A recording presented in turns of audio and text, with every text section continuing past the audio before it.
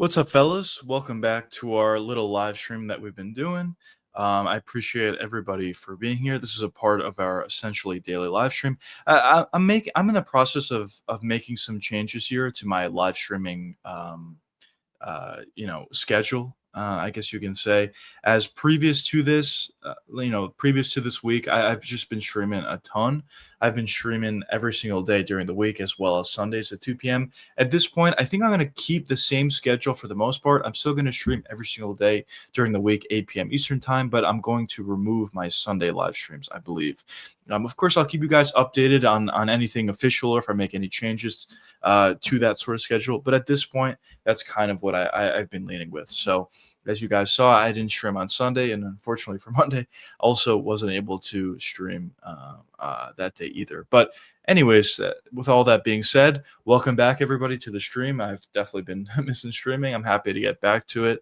And for this live stream, we are going to be, as the title says, we're going to be doing a little bit of a Dana White Contender Series watch along for this Contender Series. We've done already 2 Contender Series on the channel so far. The first one was honestly terrible. The second one we did was really good, so let's hope for more of the same here. At this point going forward, obviously I'm back on a normal streaming schedule. I will be doing watch-alongs for every single Dana White Contender Series. It kind of just lines up perfectly. It's every Tuesday, which lines up perfectly, and it's also usually at 8 p.m. Eastern time, which is also perfect with my schedule. So I will be doing those on Tuesdays going forward. Now, in terms of what happened since we last spoke, we had the UFC Paris card, which at this point was a little bit ago, but I thought I'd decide to talk about this a little bit. So we had the Imavov versus Caio Borralho fight as the main event.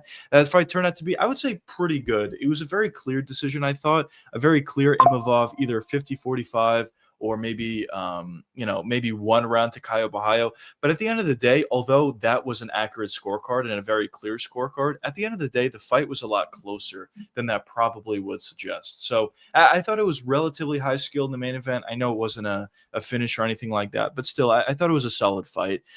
In the co-main event, this was my favorite fight of the night. BSD versus Mauricio Rufy turned out to be a really good fight, just a domination from BSD. He was able to, land some shots on the feet, take down Rufy a couple times in the first round, and in the second round eventually finished him. And he just proved that he was significantly better on the ground, like a significant gap between these two. It kind of just played out. Obviously, I made a video talking about the BSD fight, how I thought BSD would win. It's very vindicating seeing him, get the win and getting the win so dominantly. It was literally like no sweat at all. So really good performance. Now, one thing I do want to say about Rufy is a lot of fans after that fight are saying, Rufy is a fraud now. He got, just dominated in this fight. He proved he's not UFC level, or he proved that he's not, contender level. In my opinion, I don't really agree with any of that at all. I still do think Rufy is a good fighter. I think he just ran into a guy that, honestly, it may sound ridiculous to say at this point, but I honestly believe this. I really think he just ran into a guy that's, going to become a champion in the future, talking about BSD. I really do think he's that good. I know he lost to Poirier. I know he lost to Moicano, but regardless of that, I just feel like he's a physical freak. His grappling is elite. His striking is looking a little bit better at this point compared to what it was previous. And I do think we're going to be talking about this guy as a potential champion, or at the very least, a championship contender in BSD. So good performance from BSD, really good performance from him. And for Rufy, I think he'll be fine. I still think there's a lot of, good things to him. His footwork's good. His striking's really good. He's very athletic. He lost here, but I think it's just something to build off of, and I think he'll be fine going forward. After that, before that, I should say, we had Bukauskas versus Paul Craig. That fight turned out to be decent. It was definitely, some devastating elbows at the end for Bukauskas, knocking out Paul Craig. Paul Craig also decided to retire after the fight. I think we kind of saw this coming. There was a couple other times where Paul Craig has said he was going to retire after his next fight, and this actually turned out to be his last fight. Honestly, not much action going on for the majority of it, but at the very end, Bukauskas was able to find a takedown. He was able to land a devastating elbow at the end, finishing Paul Craig at the end of the round, and that was kind of it for that fight. Before that, honestly, an amazing fight, arguably fight of the night here, Mason Jones versus Oki. It turned out to be a great one. Oki did a really good job early on at just landing clean shots on Jones, but at the end of the day, Jones was just able to survive. and take over. And in the second round, he found a TKO of his own. So really good performance there for Mason Jones. And for Oki, I still think he has some good stuff there. He just ran into a really tough guy. Then we had Sola against Reese McKeith, which turned out to be a pretty good fight, with Sola finding the TKO victory, controversial TKO victory in the third round. Before that, we had Willem Gomes, kind of relatively close, but definitely a decision victory for him. Then we had Sai finding a TKO victory over Habero, and a very easy performance for him.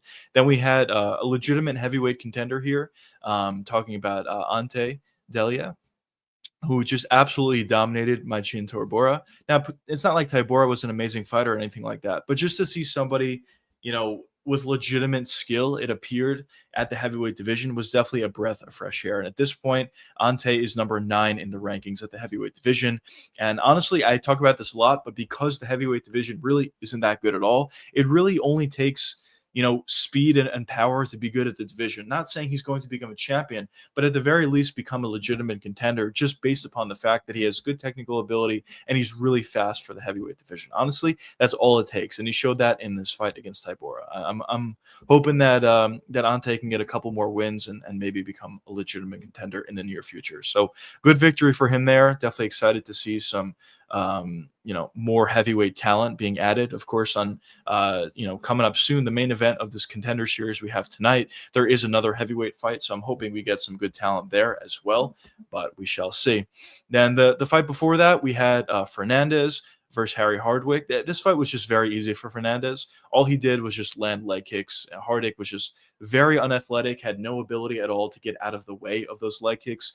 And in the end, it just proved to be a very, very easy performance, flawless performance for Hernandez. The fight before that, also another fighter that I picked, we had Sam Patterson beat Trey Waters. This was a really good performance from Sam Patterson, and he's getting better. This is 4 first-round finishes in a row for Patterson. And in this fight, he showed once again that he has some pretty heavy hands. He was able to do a good job early, just landing jabs, landing the right hand, and eventually he landed that right hand perfectly on the side, on the temple of Trey Waters, found that TKO from there, and got the first round victory. As I said, 4 first round TKOs in a row. So really good performance. Joshua, what's going on, brother? Take it over to Fiani. Now, I just saw that he was giving out his picks. I actually didn't see what picks he gave out. I probably should have been paying attention. But I saw that that he was still on there. Probably an inaccurate pick, if I had to say. Yanni has not had the best record, to say the least. But yeah, so talking about Sam Patterson, perfect performance from him. Then we had Bryzek versus Brad Tavares. Pretty good performance from Bryzek.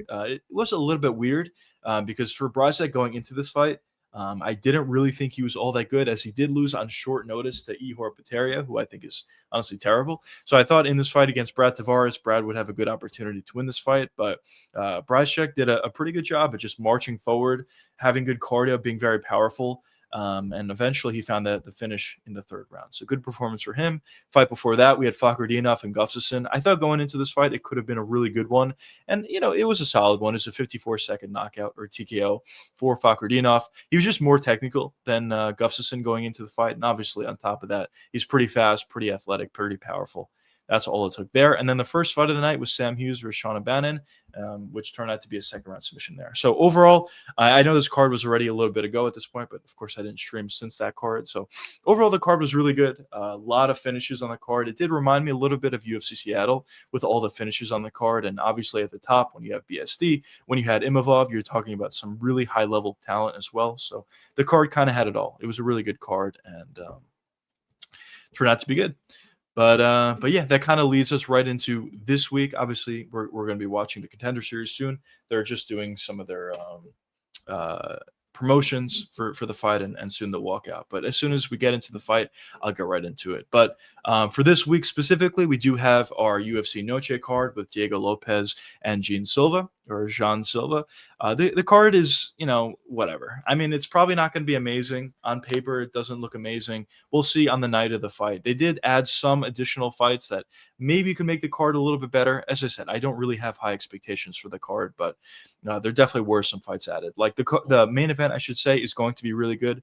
Jean Silva versus Diego Lopez. That's obviously going to be the fight of the night, or appears that is going to be the fight of the night. Definitely the fight with the most intrigue. For the co-main event, we have David Martinez versus Rob Font, whatever. I mean, for Martinez, he is a young up and comer that had a pretty good performance in his first fight in UFC, finding a first round TKO, and now he's going up against Rob Font here, a big step up in competition for him. For Rob Font, he's been able to get some wins. He's kind of running hot as of late, even though he's just is a little bit older. So I don't know. Is it an exciting fight? Probably not, but there's some level of intrigue, I guess you could say. Then Jared Gordon versus Rafa Garcia. Gordon has honestly been looking pretty good as of late, so that's, I guess, somewhat interesting for that fight. But once again, Jared Gordon isn't usually in fun fights, so we'll see. Kelvin Gastelum versus Stolzfus. That probably is going to be a good fight. Gastelum is usually not in boring fights, and Stolflus, can't say his name. He's also usually not in boring fights. So I don't know. That could be interesting. You any less comments with the Fighting Nerds losing it? Honestly, no. I know the Fighting Nerds, obviously, they have been losing as of late. All three of them, actually, outside of Jean Silva. And a lot of people are saying Silva's next or whatever. But in my opinion, I don't really think that plays into it at all, to me personally. The reason why and by the way, before they lost, before Carlos Prates lost, before Rufi lost, and before Caio Bahalio lost, I was always saying it, that I always felt like Jean Silva is the best out of all the Fighting Nerds. When you look at what he's able to do, he's really technical, really fast, really athletic, alongside with the fact that he's hits very hard. So I really feel like he's inevitable. I know I said this a lot. I mean, if he loses against Diego Lopez, I'll be very wrong, obviously. But I'm still very confident in that Jean Silva is going to win the fight. I think he'll be fine against Lopez. As I said, he's just more technical, and I think a big reason for why Lopez has been as successful as he's been is in part because of his physicality. He just can blitz his opponents, take shots, and land a big shot of his own, find finishes. But with Silva, I just don't think that's going to be as effective in this fight specifically for Lopez. So I think there's going to be a lot of ankle changes. I think there's going to be a lot of technical striking shown off for Silva, and I think he's going to get the win in the end. And for my official prediction, I am leaning towards a later round finish, maybe round 2, 3, 4. I know I'm giving a lot of rounds, but 2, 3, 4 finish for Silva is what I'm personally leaning towards. But we'll see. We'll see. We'll see if another Fighting Nerd falls, or if Jean Silva can continue to, be on his win streak. But as I said, I think he's going to win. And if he does get past Diego Lopez, I have a video coming out about this on Friday, I believe. But if he does get past Diego Lopez, I think he's probably going to become a champ. He's either going to fight Volkanovski, who I actually think is unlikely, or he's going to fight Lerone Murphy. Reason why I say Volkanovski is unlikely is actually I kind of favor him a little bit over Lerone Murphy, although that fight is very, very close. But the reason I say that is I think if Volk wins, he's going to retire. So whoever it is for Silva, I think he's going to beat. As I said, I see him in a very similar light to how I saw Ilia Topuria on his come up at 145. I just feel like he's inevitable. And as I said, I feel a very similar way to Jean Silva. But we'll see. But what else do we have on Noche? We have Alexander Hernandez versus Diego Ferreira. Honestly, that's probably going to be pretty fun. Alexander Hernandez is usually in fun fights. Diego Ferreira is in a decent amount of fun fights as well. Also a pretty good fighter. So that could be interesting. So, that's the main card, though. Some okay fights, I would say, in the card. Definitely nothing amazing. But some okay fights. And I think on the night of the fight, we could be talking about some a decently interesting fight, I'll say. But I think we're getting started. Let me get my timer up, fellas. Yep, here we go. Timer up. All right, fellas. So we're about to get right into our first fight of the night. Dyer versus Foro. All right, fellas. Here we go. Round one. First time we have women's MMA in the Contender Series all season, I believe. It's been a little bit. Well, let's see what they got. Nice leg kick there. Nice left hook by Foro. Blocked.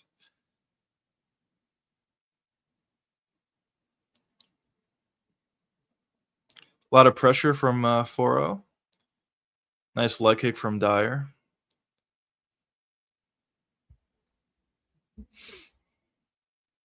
Good jab. Obviously, Dyer's is the much longer fighter in this matchup, so should be trying to utilize her length here, which she looks to be doing with her leg kicks and jab. A lot of leg kicks landing clean for Dyer. Some good shots. Nice left hook for 4-0. Nice. Wow, that was nice. Nice body shot for 4-0. Obviously, for 4-0, what she's going to want to do here is get on the inside, lend some hooks to the body, some hooks up top, which is exactly what she's doing so far.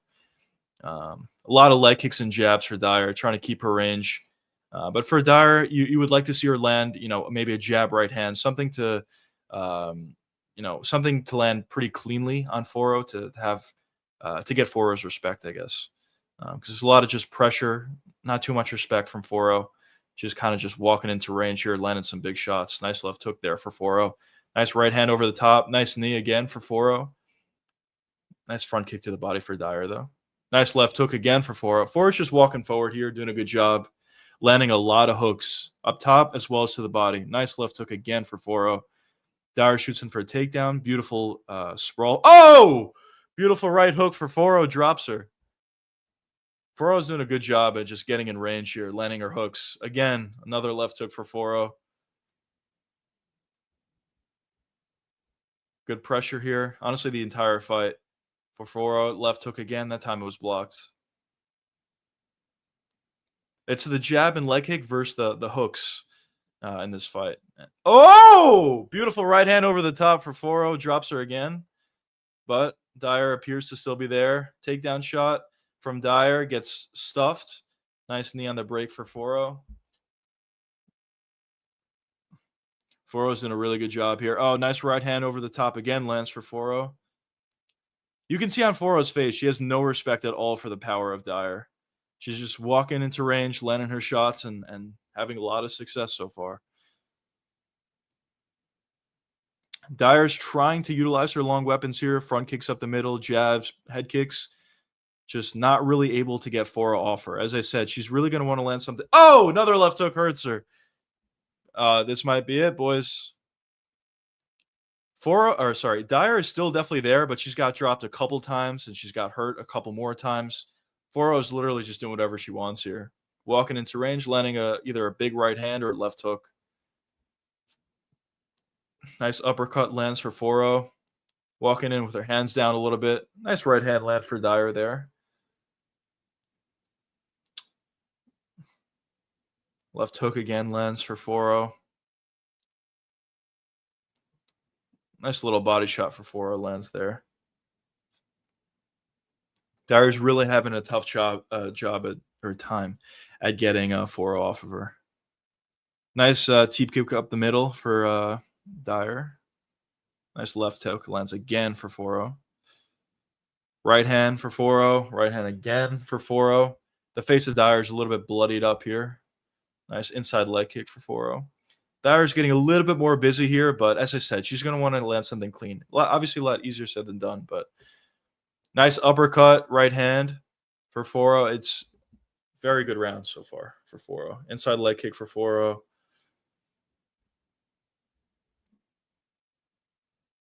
There you go. Some teep kicks to the body here for Dyer, which is something she's probably going to need to do here.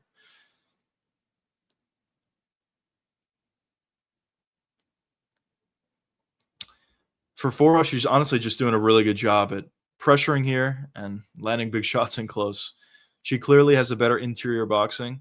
That's where she's going to want to keep the fight here. But Dyer's doing a little bit of a better job here at keeping 4-0 off. These front kicks up the middle are actually playing somewhat of a factor here, as 4-0 is not pressuring as much as she was before, but now she's getting back to work.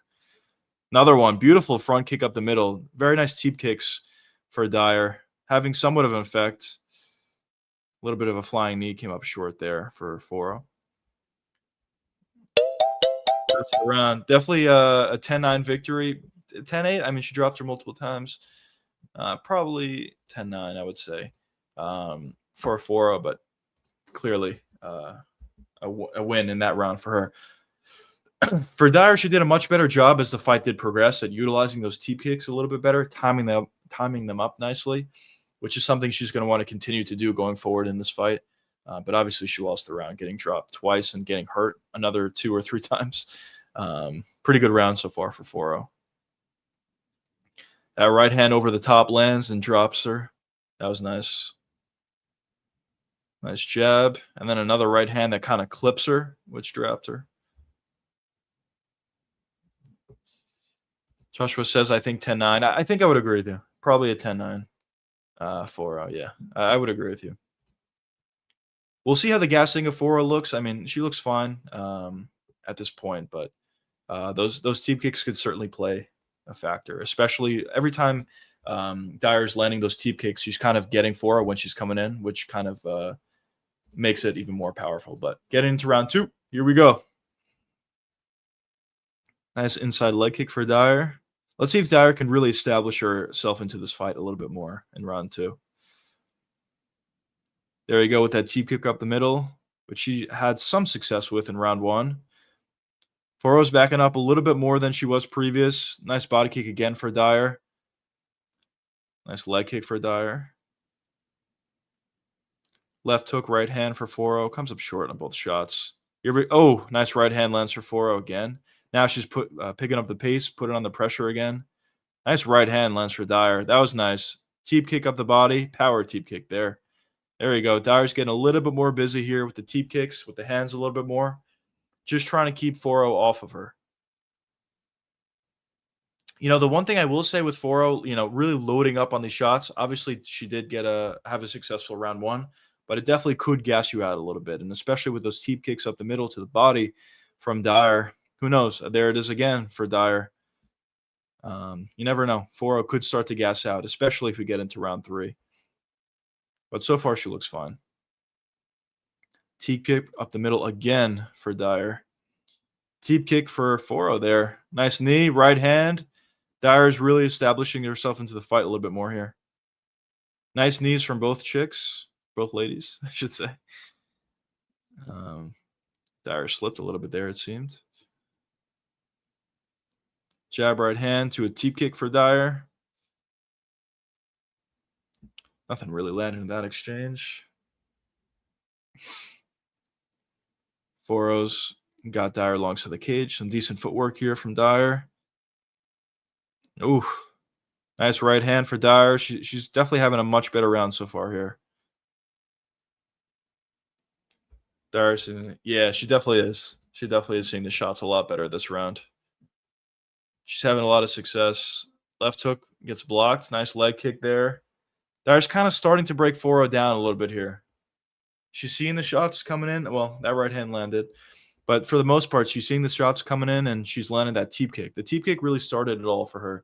And now, based on the teep kick, she's able to add things like a jab, a right hand, to occasional left hook, some leg kicks, like that. Dyer is really establishing herself a little bit better in this round. Nice jab for Dyer. Nice leg or body kick for 4-0.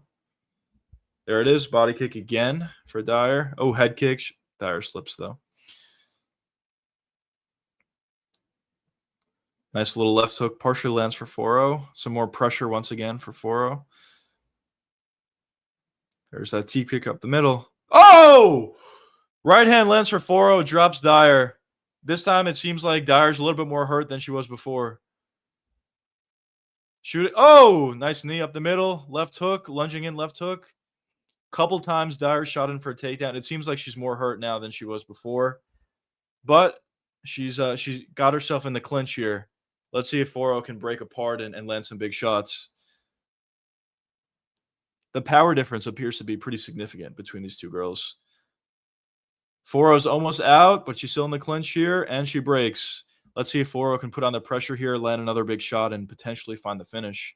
Nice right hand there. Lands for Dyer. Dyer did a good job, though, at clinching, going for takedowns and eventually clinching to have some time to recover. But if I'm 4, I definitely, look to pressure here. Beautiful body shot from 4-0 lands. There you go. Right hand lands for 4-0, I believe, or maybe it came up short. Nice body shot. The left hook to the body is really nice for 4-0. It's one of her better shots. Oh, flying knee didn't land. Dyer's close to getting a takedown here. 4-0 did a good job at keeping her balance. She lands a flying knee partially. And now Dyer's on the clinch once again here. The power difference is significant. This is actually a perfect example of why I talk about physicality all the time. For Dyer, obviously she wasn't losing the fight, but for Dyer in this round, or sorry, for 4-0 in this round specifically, she was losing the round until she landed a big shot of her own. She landed Dyer, and now she's winning the round. So physicality is just super important, and this is another example of that. But good pressure here from 4-0. Let's see if she can land any big shots. Only 10 seconds left in the round. Spinning wheel kick to the body, partially lands for 4-0. Looking to spin again, potentially. Nice jab lands at the end for Dyer. But yeah, it's 2-0 for 4-0. Obviously, as I said, Dyer was doing some good work early in the round. She was winning the round, but obviously after getting dropped and after getting hurt, too badly, she's not gonna win that round. Dyer's too feminine to fight these masculine. Yeah, it's true. It's true. It's it is true. Yeah, she was doing pretty good work, as I said, but then she got caught, and it seemed like she got hurt more in round 2 than she did in round 1.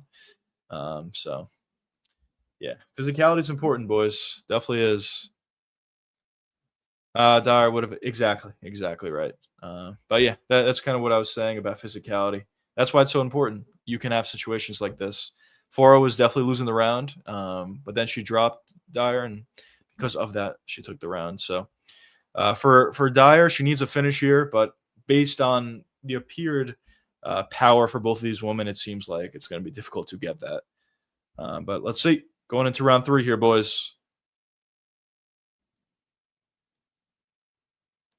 And here we go. Round 3. Let's see. Anything different or more of the same? Dyer's really going to look to push need to look to push base here. Nice right hand lands. Stabbing front kick up the middle for Dyer lands. Left hook, I believe, is blocked. Dyer is looking to put a little bit more heat on her shots here, it appears, but nothing has landed clean so far. Nice little body kick for Dyer. Nice little body right hand for 4-0. A lot more pressure here once again for 4-0. Left hook lands for 4-0. Not as big of a reaction this time. Nice left hook to the body again for 4-0. She's doing a good job with that left hook to the body. Stabbing front kick for Dyer. Very telegraph right hand for 4-0 that I believe got blocked. There you go. Some good shots. Very nice combination for Dyer there. Didn't really have much of an effect, though, to be honest. But it was a good combo. Oh! Uppercut into a right hand for 4-0. Appears to be backing up Dyer a little bit there with that shot. Nice leg kick.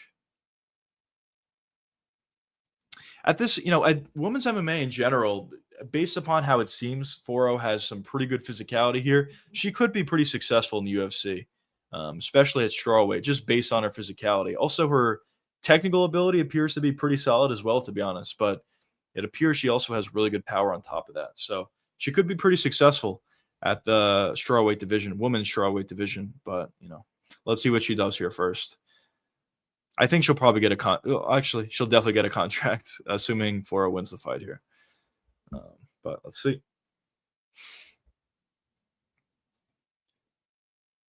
4-0 is nice slip and rip there for 4-0. Nice head kick on the break for Dyer, but once again, not really much of an effect. Nice knee for 4-0. Left hook partially lands, but knee to the body for 4-0. Now Dyer's on the pressure here. Maybe 4-0's a little bit gassed. Let's see what Dyer can do here. Right hand comes up short. I do think 4-0 is a little bit tired here, but physicality difference is pretty big, it appears.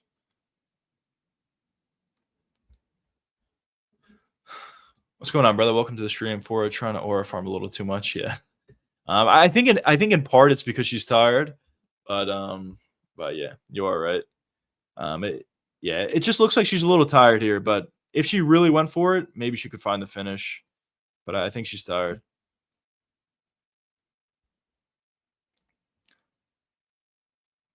Some nice combos landing for Dyer, but once again, as I said, it's just the physicality is very different. Foro's definitely tired here, though. If Dyer can really pick up the pace here, maybe more shots to the body, who knows what could happen. Nice left hook lands for Foro there. Right hand lands for Dyer. Left hook lands again for Foro. A lot of body kicks landing for Dyer. Maybe are starting to add up a little bit as the fight progresses. Jabs come up short for both women. Right hand lands for Dyer. Body kick blocked. Head kick blocked. Foro appears to be annoyed that she's consistently needing to press forward here. Right hand gets blocked. Definitely more pop on the shots for Dyer here. Ooh, right hand lands for Foro.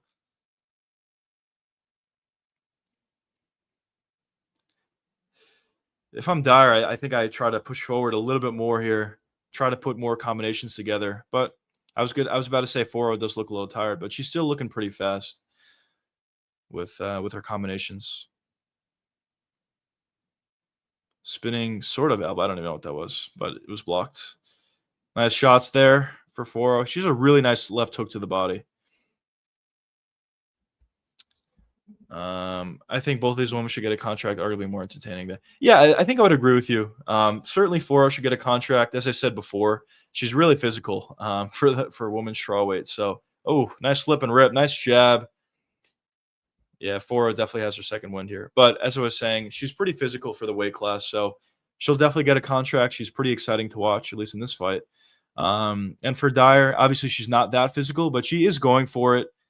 She is pretty fast, and I wouldn't mind both of them getting a contract, to be honest. Kind of fights like a less aggressive Jessica Andrade. Yeah, honestly, maybe even a slightly more technical Jessica Andrade. But I do agree with you. She does have pretty good power, it appears. So she'll definitely get a contract. Maybe they both will. We shall see. But I'm saying, who do you think won the third round? Doesn't really matter. Foro definitely won the fight, but I don't know. Who do you boys think won round 3?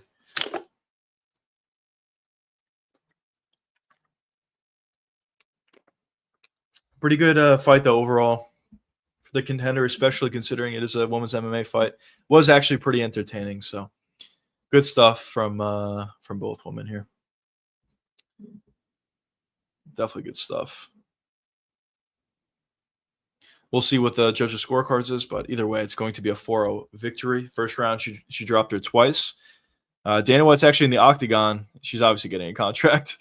But yeah, honestly, they both may, though. Let's see. Dana says it's an incredible fight to both women. You're probably right. They're probably both getting a contract here.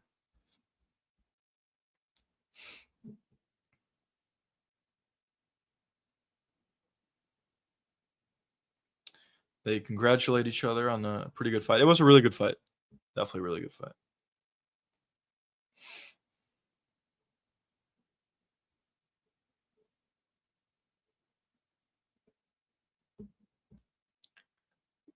$29-28 on 2 cards. Obviously 401. Good performance. Really fun fight, actually. This was essentially Jessica and Joshua Jocelyn Edwards. Yeah. Honestly, yeah. I definitely I definitely do see that a lot. But honestly, probably even more fun than that other fight would have been. I mean, Andrade is pretty fun, I guess. But yeah, that's a pretty good comparison. So we'll see how both of these women do. I think you're right. I think they both get a contract. We'll see how they both do in the UFC, but especially Foro. Pretty technical. I mean, obviously she's very physical, but pretty technical on top of that. What do we got next, fellas? What do we got next? Next, we have Blair versus Sanchez. Does anybody? Oh, by the way, I didn't ask in chat. Do any of you boys know anything about any of these fighters on the card? Any high-level prospects on this Contender Series card? As I said, I don't really know a lot of these guys coming into the Contender Series, if they're good or not. So I'm interested to know if any of you boys know if any of these guys are good. But what I do know is for the main event, we do have a heavyweight bout, which is always exciting. And as I've been saying a lot, we do need more talent for the heavyweight division. So hopefully they turn out to be good. Just was I didn't get anyone tonight. All right, yeah. So maybe not as high level competition or talent, at least on paper this week. But you never know. You never know where you'll find good talent. And we'll see. Obviously, 4-0 turned out to be pretty good. I didn't even know the Contender Series was on. Yeah. Yeah, honestly, how I see the Contender Series is like it's very hit or miss. Obviously, a lot of these fighters are some of them are UFC level, some of them are not. So it is very hit or miss. But we'll see. I mean, so far the first fight of the night was pretty good. So we'll see how the card plays out. I'm definitely hoping for a pretty good card though tonight. But yeah, obviously Contender Series is every Tuesday. I believe it's literally every week. I don't think they take any weeks off until the end of when. How long does the Contender Series go for? Let's see. It goes until week 9, which is on October 14th. So every Tuesday until October 14th, we're going. So definitely pretty good. Yeah, I personally like the Contender Series. Just more fights. And as somebody said in chat a while ago, the more fights, the better. So that's always going to be fun. Tomorrow I leave my home to somewhere for a new job. Oh shit! Congrats, man. Scared as fuck. Yeah, it could definitely be definitely a little nerve wracking moving to a new situation, moving to a new job, and especially moving. That's definitely is a big jump. But congrats though on the new job. I hope everything goes well for you. And yeah, listen. I mean, everything will kind of just play itself out, and obviously you'll feel more comfortable. But whenever you're going to a new job, and especially moving, it's always a little bit nerve wracking at the beginning. But yeah, definitely good luck. Good luck on your new adventure. But yeah, in the Contender Series now, they're just interviewing Fordo or Foro, I should say. Let's listen in. What is she saying?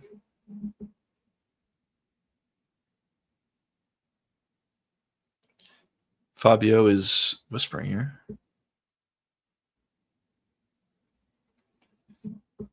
I wasn't even paying attention. I don't even know what the question was, but let's see what she says. She's got a lot of fans in the Apex there. A little emotional.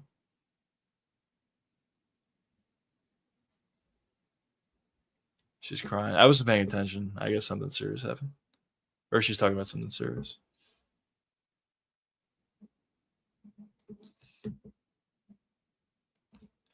Hopefully UFC Noche is with me going this weekend. Yeah, I mean, listen, usually, as I said, usually UFC events are fun. I know on paper it's not amazing, but as I was talking about before, I actually think they added a couple fights to the card that are pretty good. Or I don't know if I'd say pretty good, but could turn out to be pretty fun. Like Rob Font versus David Martinez could turn out to be a pretty fun fight. For David Martinez, his UFC debut, did turn out to be a pretty fun fight. And Rob Font has honestly been finding some finishes as of late, and he's been running hot. So honestly, that fight could be, decent. Gordon versus Garcia, we'll see. Probably not, honestly. But Gordon has been looking better as of late. So is it going to be a fun fight? Honestly, probably not. But, maybe Gordon can get another win, continue his streak. I think Stolflutz versus Kelvin Gastelum, I think that actually will be a really good fight. So that should be fun. Hernandez versus Fajeda, I think that's also going to be fun. So yeah, listen, the card is obviously not filled with big names or amazing fights or anything like that, but I do think a lot of these fights are probably going to be fun at the very least. Zachary Reese versus Cedric Dumas, I think that's going to be a fun fight. Alexandro Costa being on the card is fun. He's usually a pretty fun fighter. So as I said, even the Medina fight versus Todorovic, I think that's also going to be a fun fight as well. So there's definitely fun fights in the card, just not fights that are super meaningful. And obviously that's the complaint when you're going to an arena. You want to have more meaningful fights, but just going to the card itself, I think it's probably going to be more fun than the card would suggest. I'll put it that way. But we'll see. We will see. By the way, I will be doing a watch along for anybody in chat wondering. I will be doing a watch along for the this card for UFC Noche. So yeah, anybody is interested, be sure to join. I think David Martinez gets a game. Yeah, I could see that. I mean, he looked pretty good in his UFC debut. At this point, it was a while ago, right? March of actually not that long ago. He fought in March of this year. against Simone Oliveira. Obviously, a huge step up in competition from Oliveira to Rob Font here, but yeah, he looks pretty good. I wouldn't be surprised at all if he gets the TKO victory here. But we will see. For Rob Font, honestly, he's been doing a good job at just getting wins based on his pressure and his straight shots. So we'll see if Martinez is able to, get around those straight shots, get in the inside line, big shots. But yeah, we'll see. I wouldn't be surprised. I'm sure he's the favorite going into the card. Let's see if there's odds out, actually. Speaking of favorites, let's see if there's odds out for this weekend. Probably there is. This is interesting. David Martinez is actually the underdog against Rob Font, plus 114 underdog. That's interesting. Obviously, props are not out in terms of TKO or submission or anything like that, but he is the underdog, which is interesting. Maybe some value there. I haven't thought about this card yet. Obviously, for members, what I do every week is I give out my best bets and I give out my picks for every single bet. So if you guys are interested, be sure to hit that join button. But I haven't done my research yet, so I haven't thought about this card in terms of betting wise yet. But maybe potential value there on David Martinez. One thing that I am really annoyed about, obviously, I talked about before that Jean Silva, I'm very confident in Jean Silva. One thing I'm a little bit annoyed with myself about is initially, when the odds came out, I think Silva was like a minus 180 or minus 170, something like that. And for whatever reason, I didn't take it. I didn't take the value. And at this point, he's a minus 245, so at that number, it's a little bit too high for me to take, I think. So that's one thing I was a little bit annoyed with myself about, but yeah, we'll see. I'll figure it out in terms of value and whatever. But yeah. Font throwing cheap shots against Masamona pissed me off. Oh yeah. The fake glove touch. Yeah. Yeah, that was definitely it was a solid fight. Yeah, it was a little bit annoying, but I would say that was a solid fight overall. But yeah, these boys are walking out for the next fight. Who's actually fighting? I don't remember. It is Blair and Sanchez. All right. Let's see if these boys are any good. Sanchez is 10-1. Blair is 7-3. Let's see if they're good. Fight odds for this fight is essentially even, so should be good, hopefully. But yeah, Rob Font has been running pretty hot. Let's see. I think he's on a win streak, right? So he beat Masamoto in a relatively close fight. Before that, he beat Kyler Phillips, and honestly, in my opinion, a little bit of a fraud check, the Kyler Phillips fight. Then before that, he lost to Figueiredo. All right. And then he lost to Corey Sandhagen before that. So at this point, he's on a 2-fight win streak against two younger guys, and he's fighting another young guy here. We'll see what he does. But yeah.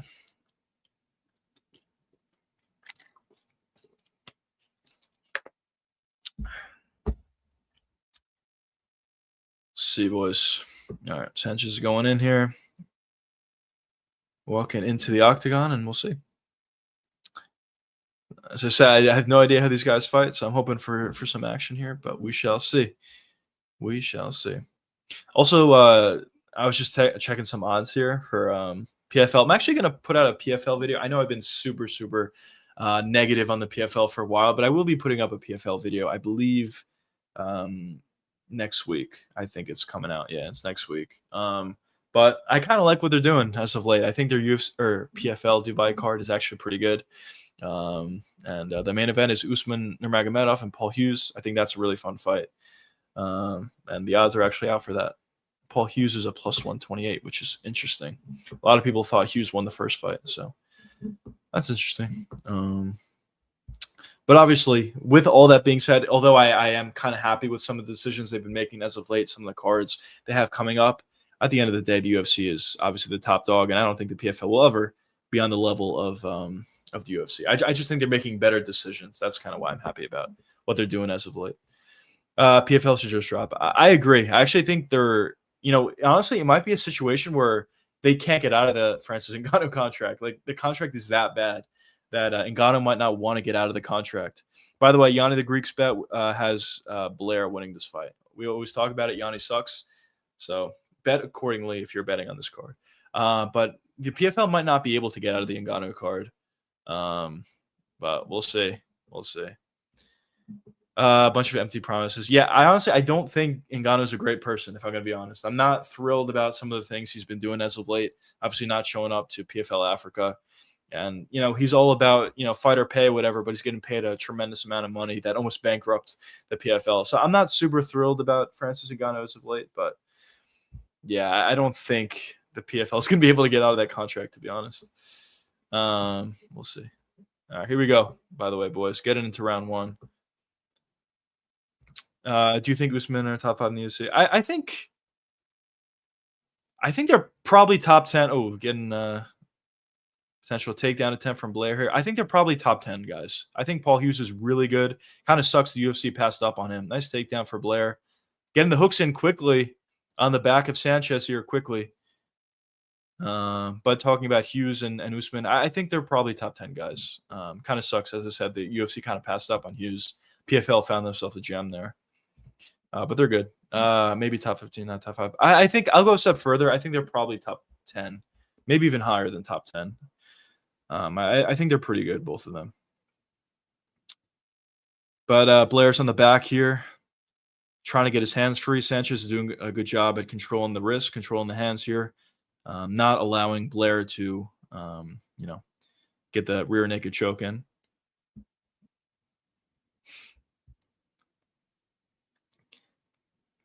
Angle's a little bit tough here for Blair.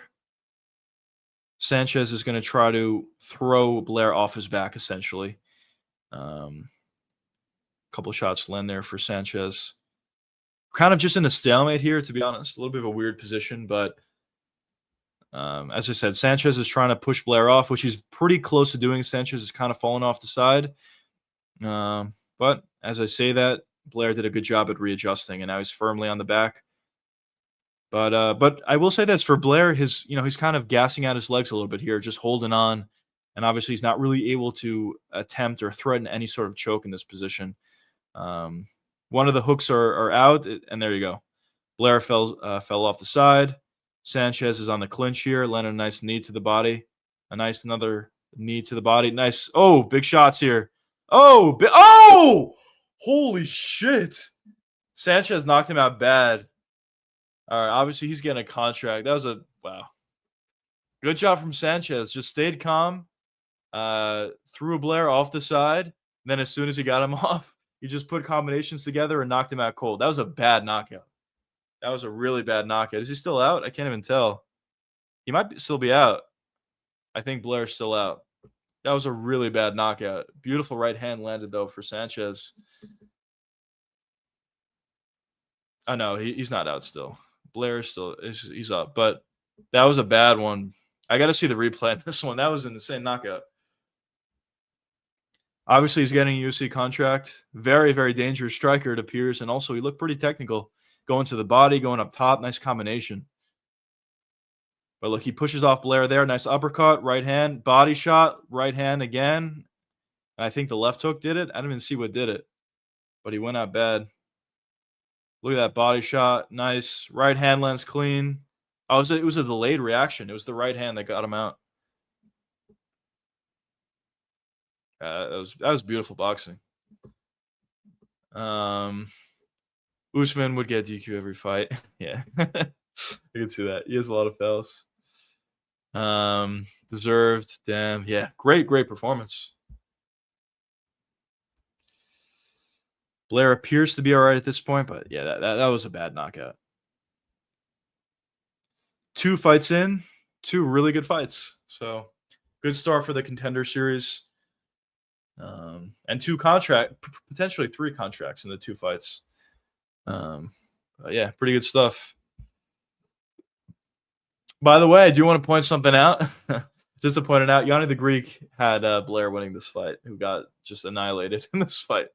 So that's pretty funny. I don't know who he had for the first fight, but Yanni the Greek gets it wrong again. I really should. But unfortunately, I live in New York, and I can't bet on the Contender series. But if I could, theoretically, I should really just bet the opposite of whatever Yanni the Greek does. Seems like he gets it wrong every single fight. Kind of late reaction. Yeah, it was a delayed reaction. It almost seemed like the left hook did it because, It seemed like the left hook landed last, but it didn't. It was actually the right hand. It was a delayed reaction. Maybe the left hook clipped his chin. Maybe, but I really think it was just a delayed reaction from the right hand. I lied. I do his own friend Cam Teague. He lost to Kevin. Oh, actually, you know what? I actually lied as well. I did hear about him as well. I know Vejos was talking a lot about him, saying that he was a lock, and Max bet on him or whatever. Let's see if the left hook landed at the end. So that right hand landed. I don't think the left hook landed. I think it was just the right hand. It was a delayed reaction. It was a clean right hand to the ear, and it just went out. Yeah, I think it was the right hand. But yeah, I saw Kevin was talking a lot about Teague, so we'll see how he looks in this one. Who the fuck is Yanni? He's just this random guy the UFC hires, and for these Dana White Contender series, he gives out free plays, free bets. But on most of these weeks, he's usually wrong with most of his plays, and this is another example. He had Blair in this fight, but yeah. Obviously, he's not that good. I'm kind of curious why the UFC continues to have him on, to be honest.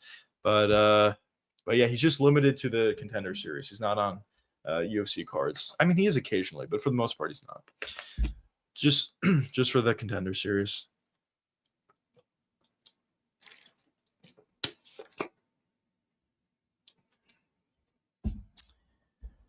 They're asking him if that was a finish that he visualized, I should say. Let's see what he says. Really nice finish, though. Clearly a very dangerous striker, which is always a fun type of fighter to watch and always welcomed to the UFC, I'll put it that way. The uppercut really set it up. The uppercut hurt him. And then a clean right hand over the top, put him out. Really nice combination.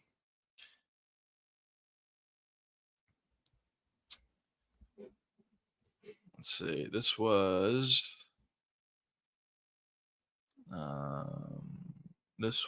lightweight. All right. Pretty big for lightweight, honestly. Sanchez is. It appears that he's pretty big.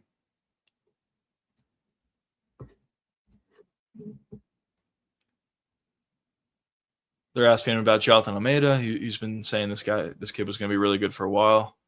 Obviously, he's getting a UFC contract after that performance. So Jalton was right. This is interesting. For our next fight, we have a light heavyweight bout. Francisco versus Vidal. Both undefeated fighters, 8-0 for Franco, and then 3-0 for Vidal. Kind of interesting. 3-0 fighting in the Contender series. Not that common with that little fight, those few fights, I guess. But we'll see how he does here. But yeah, good stuff.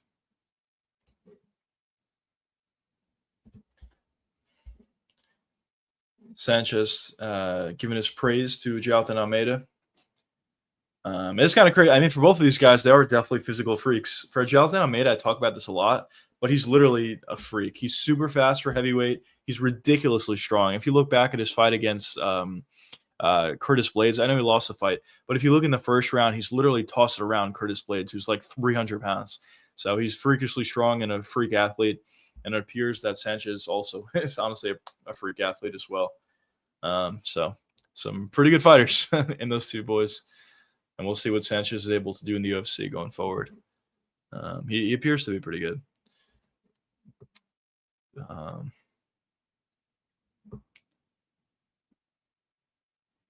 Yeah, we're still got the interview going for Sanchez.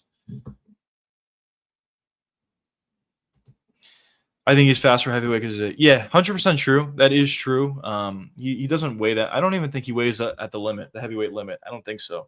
He's getting closer. I mean, obviously he's trying to fill out his frame for heavyweight, so I think he's getting closer, but I don't really think he cuts that much weight at all, or if he does at all, at heavyweight. So, yeah, you are right about the speed factor, but in terms of his strength, it's freakish. I mean, especially considering that he's essentially light heavyweight and he's tossing around heavyweights, like big heavyweights as well.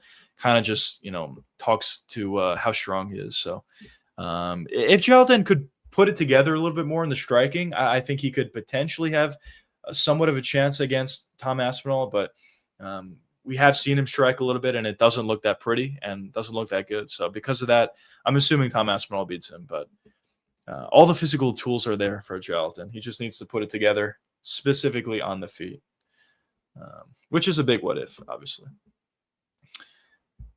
But yeah, we'll see. He's fighting Volkov in October, I believe. So that's a good fight. There's not too many fights in the heavyweight division that you could say that's a really good fight.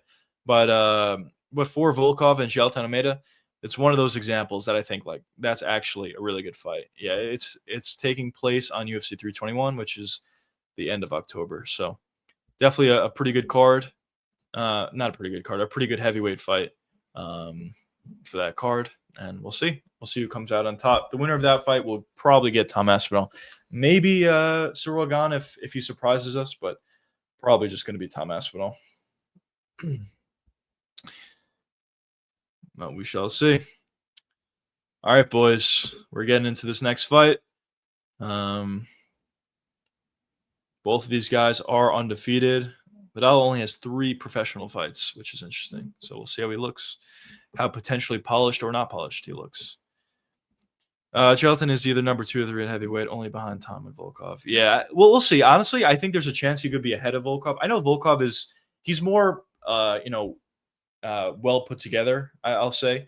His striking is obviously significantly better than Gelatin's, and even his grappling, he's been improving a little bit. His jiu-jitsu has been improving a little bit as his career has been progressing. So overall, in terms of talent, I agree with you. Volkov is probably better. Not probably. He's definitely better than Gelatin. But a reason why I think Gelatin could win this fight and why I think he could be a better heavyweight than Volkov is based on his speed and his ridiculous level of physicality. So we'll see. Obviously, we'll get some questions answered during that card. But we'll see. Tom's number 1, Volkov, Gelatin interchangeable. Yeah, I would probably agree with that. We'll see how well Ciryl Gane does. I guess Ciryl Gane could potentially throw himself into that category as well, based on how well he does against Tom Aspinall. Obviously, he could beat him. We'll see. But for Gane, I think he's really good on the feet. He's probably the best striker in the heavyweight division, but the problem with him, he just doesn't have any grappling at all. We'll see the level of improvement he's made. By the way, Yanni the Greek's bet for this fight is Vidal to win at plus 370. Pretty big underdog. So we'll see. But for Ciryl Gane, I mean, I just don't think he's going to be able to make a significant improvement in that short of a time span to work on his takedown defense. But we'll see. But I would agree with you. I'll say this. The top 4 is probably Tom Aspinall. According to my list, it would be Tom Aspinall, Gelatin, Volkov, Ciryl Gane. That would be the top 4 for me. And then Curtis Blades would be number 5. That would be my top 5 list for the heavyweight division. All those fighters I think are actually pretty good. But outside of those guys, there's not really anybody good, for being honest. Maybe Taliesin Teixeira maybe could figure it out, but even then, I'm not too confident in that. Maybe Ante, who just got his first UFC win last weekend, maybe he could potentially be a contender. He is really fast and he does have pretty good technical ability. But besides those 5 guys, there's really not much. We'll see. Antiba versus Strickland, who wins? Antiba was huge next to Sean. Yeah.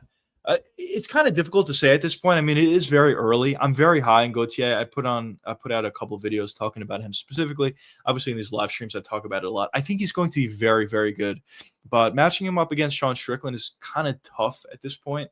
He does look to be a lot bigger than Sean Strickland. But the only thing is Strickland's style is just very difficult for guys to figure out. I know Alex Pereira figured it out. But Alex Pereira is obviously a better striker than most guys. And I guess Dricus du Plessis figured it out, but I think Dricus is actually an underrated striker. So it's tough to say. It is tough to say, but I will say this. I think Gauthier is a legitimate contender. I think he will be a legitimate contender. There are obviously bringing him along slowly, but I think if he beats Ozzy Diaz and especially finishes him, he'll get a ranked fight in his next fight. And then if he finishes that fighter, whoever that may be, then I think the UFC will start to push him a little bit faster. But we'll see. Obviously, I'm very, very high on him. He's very physical, hits ridiculously hard. He's also really technical as well on top of all that. So we'll see. I think NTB would win if they fought. Now, yeah, I'm not like saying no. It definitely could happen. And just Strickland has a tricky style. So honestly, not even just Gauthier, just a lot of guys who haven't fought Strickland yet. It's kind of just tough to say. He's kind of just a tough fighter. Like, listen, if someone were to find the knockout, obviously it'd be Gauthier. But it's just tough. It's just tough to say. But um, we'll see how Gauthier looks against Ozzy. I think he'll look great though. I can guarantee he finishes Ozzy Diaz. I would agree with you. I think it's very, very high likelihood that he finishes Ozzy Diaz. When do they fight? They fight on UFC 320, I believe. Yeah, UFC 320, which is coming up October 4th, a little less than a month away. So I'm definitely excited to see that fight. Whenever Gauthier fights, I'm definitely excited. I'm excited to see his fights. He's only put on fun performances. He's ridiculously powerful, and really technical as well. So he'll finish Ozzy Diaz. I agree with you. And Davian Pfeiffer, the two hardest hitter middleweight. Yes, I think I would agree with you. Let's see. Let's see if we're missing anybody. I think Trickus hits pretty hard, but he's not on the level of those guys.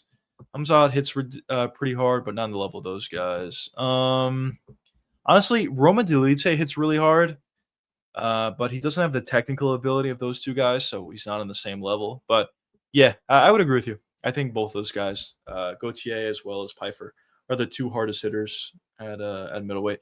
For Pfeiffer, he has a fight coming up soon as well, I believe. I know people are not that high anymore on Pfeiffer because he's kind of an asshole, for being honest, but I think he's still a pretty good fighter. Sadikov is there. Let's go. I'm a big fan of Sadikov. I think he's going to be good. But I think Pfeiffer's good. I think he's going to be good. He's training out of Ray Longo, this kid. Let's see how good he is. I was thinking about going to Ray Longo and training there potentially. So this could be me, boys. I'm just kidding. I don't think I would ever fight professionally or anything like that, but I was thinking about training.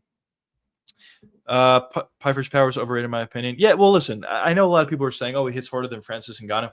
Obviously, he doesn't hit harder than Francis Ngannou, but I still think he has really good power.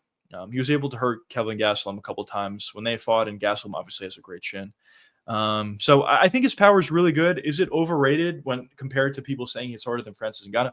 Obviously, yes. Like in that case, I would agree with you. But regardless, I think Pfeiffer has really, really good power. And I think if he lands cleanly on you with a big right hand, he'll probably finish you or at the very least hurt you. So I think it's pretty good. Holy shit, dude, this is literally like me. Massapequa Park. Let's go, boys. All right, I'm definitely rooting for this guy. Hopefully he gets a victory here.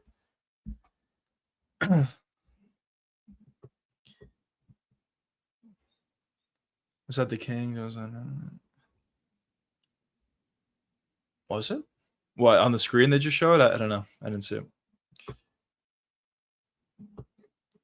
All right, let's see. What are the odds here?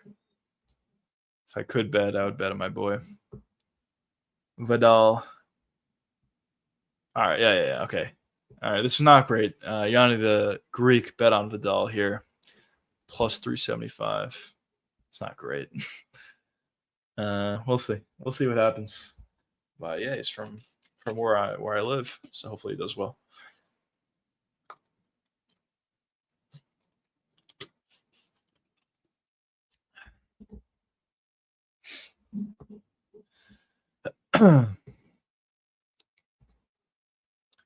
Piper couldn't KO Jack in 5 minutes. That's fair. That's fair. Actually, yeah, G-Rod, yeah, you might be right. G-Rod may have better power, actually. I think you're right, actually, on that point. Yeah, his power is honestly insane.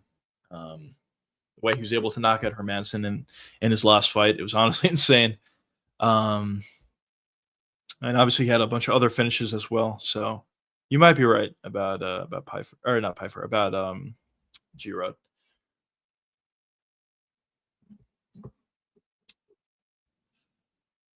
All right, boys, here we go. Get into this fight. Hopefully, it appears like it might be pretty fun. Let's see how it looks. Vidal and Franco.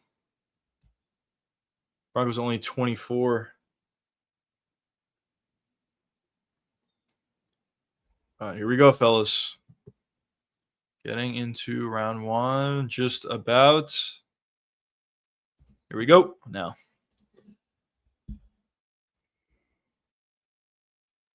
both of these boys are pretty big. Vidal with a nice body kick, nice leg kick. Another leg kick comes up short. Vidal's a lot bigger than Franco here. Let's see if he can utilize that to his advantage. They're a lot thicker. He's not like a lot that much taller or anything. He's just a lot thicker, fatter, for being honest. Franco did a good job at finding a takedown there, getting to the back, but Vidal's doing a good job getting back up, taking down again from Franco. Another takedown. That time was a little bit easier from Franco, but Vidal's doing a good job at getting back to his feet every time. He's back to the cage. Let's see what he can do here. G-Rod has more power, but worse overall. But yeah, I would agree with you. I think G-Rod's chin is one of the weirder chins that I've seen. Because in one fight, in the Cheaty fight, he took a ton of damage. His head was literally split open, and he came back and won the fight and survived. And then in his fight against, I know he's a hard hitter, but in his fight against Baby Hulk, he got knocked out cold with the first shot that landed. Kind of just like a weird chin, in my opinion. But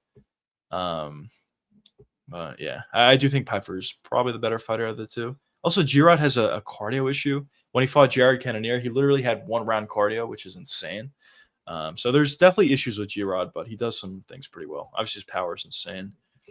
But I'm missing the. Oh, did he? Vidal miss weight in the Contender series? I'm assuming. Yeah, it's not a great look. Definitely not a great look. But yeah, not too much action in this fight so far. It's kind of just Franco on the hips here, trying to find a takedown. Vidal trying to stop the takedown and trying to get Franco off him. Some nice elbows here for Vidal. I believe Franco has his hands clasped here. Let's see if we can get a takedown. And he picked him up. And he slams him down. Nice takedown from Franco.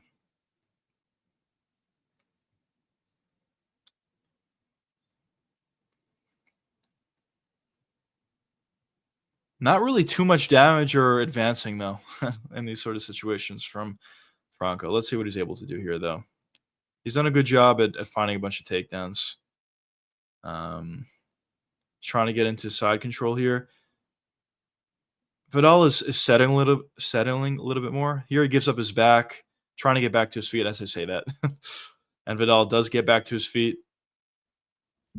We're kind of in a stalemate here where for Franco, he's doing a good job at finding takedowns, but he's not doing a good job at controlling. And for Vidal, he's doing a good job at getting back to his feet, but he's not doing a great job at stopping the takedowns. So we're kind of in this sort of weird, kind of boring fight between these two guys. But let's see what can budge. Another takedown, pretty easy for Franco. But, oh, look at this. Vidal did a good job. Vidal just got into top mount, full mount here, I should say. Let's see if he can land big damage. This is his chance in this round to land big damage, potentially find a finish. Not too much ground and pound so far, but let's see. Some nice left hands here. Nothing too powerful, doesn't appear. Some elbows here from Vidal. Not too much damage here, to be honest, but he's landed some shots. Nice elbow to the body from Vidal. Oh, was that a big shot? Maybe not. Some nice elbows from Vidal. Good control here from Vidal. Holding top control. Franco's trying to. Oh, that was a nice elbow. That was the biggest shot so far of the fight.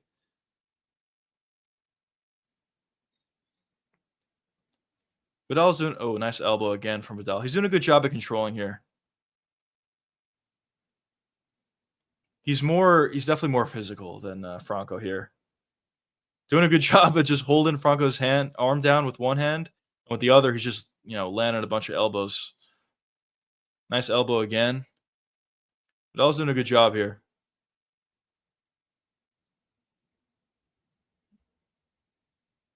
Good control here. Let's see how much damage he can land. Only 20 seconds left. Some nice elbows. Nothing super, super powerful, but some of these elbows are landing pretty cleanly for Vidal. That was a nice elbow.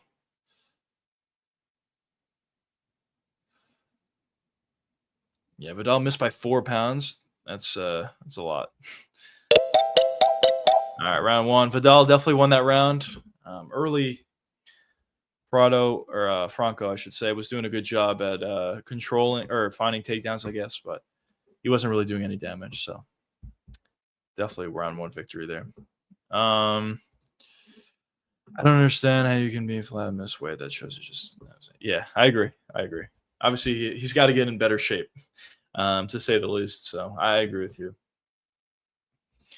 11 fights between the two. Yeah, I agree with that as well. um, yeah, as I said, for Franco, whatever, he does a good job at finding takedowns, but he just doesn't have any control really at all, and that probably in part is due to his lack of experience. And for Prado, or not Prado, I keep saying that. But for what's his face? For Vidal, he's doing a good job at getting back up, but he's getting taken down a bunch. Let's see what happens round two, though. Definitely 10-9 round one for Vidal.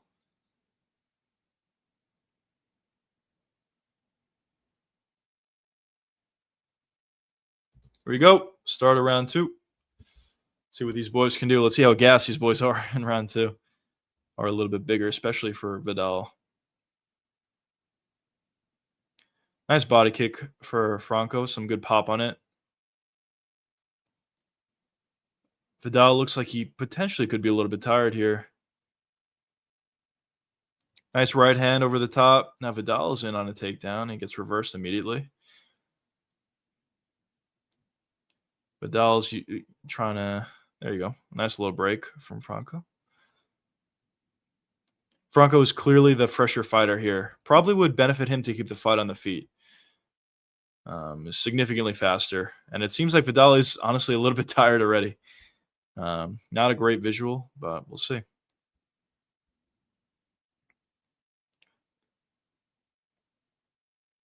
Nice knee for Vidal. Nice knee again for Vidal. Nice knee over the top for Franco.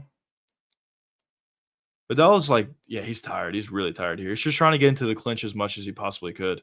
You can just see on his shots how slow they are at this point. Nice jab for Franco there. Yeah, yeah. If I'm Franco, I really try to just pull away here, fight at range a little bit, and avoid the clinch at all costs, which is what he's doing. Vidal is really tired at this point.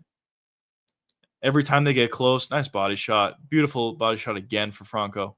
Really what Vidal is trying to do every single time here is just clinch. This is probably a mistake from Franco, obliging in the clinch.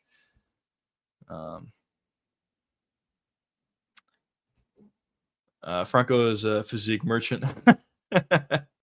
He's definitely got a good physique. Nice body shots. Oh, nice uppercuts. Oh, nice left hand. Oh, nice jab from Vidal. Nice right hand from Franco. Vidal is absolutely exhausted here. It's not that high of a pace fight. It's kind of crazy, but he missed weight, I guess. It's exhausted here. Left hand partially lands from Franco.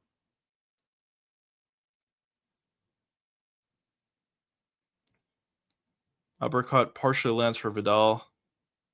Let's see if Vidal can get a second wind here. Nice uppercut lands again for Vidal. He's doing a good job at landing those uppercuts when they get in close. Head kick gets blocked from Vidal. Nice uppercut again. Vidal is doing a good job at landing that uppercut. Doesn't seem like he's got too much power at this point, though, unfortunately. He's so gassed, but he's landing the uppercuts. Beautiful body shot lands from Franco. Seemed like that might have had somewhat of effect. Nice knee to the head from Vidal. Oh, flying knee. Partially lands from Franco, but not too much damage with that knee. Nice elbow. Vidal's literally just holding on for dear life here. He's so gassed. But yeah, as you said, this is definitely showing the lack of experience for both of these guys. Nice knee to the body for Franco. And again, these knees could potentially be big here. Knees to the body for Franco. Another nice knee to the body. Vidal did a good job at reversing position. Now he's in on the clinch on a potential takedown. That's how you can tell how tired Vidal is. He's in the clinch here, but he literally had both of his hands just, down by his waist. As you can tell how tired he is. Oh, man. He's gassed. It's not a great sign. Definitely not a great sign.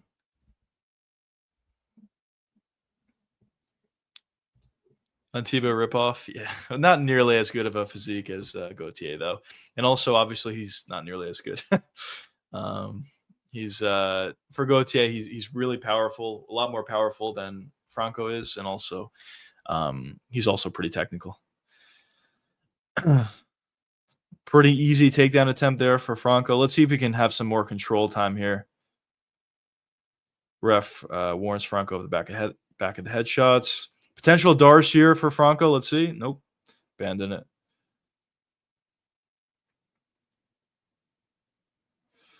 Now Vidal is trying to find a takedown of his own, getting on the legs. Another potential Darce here.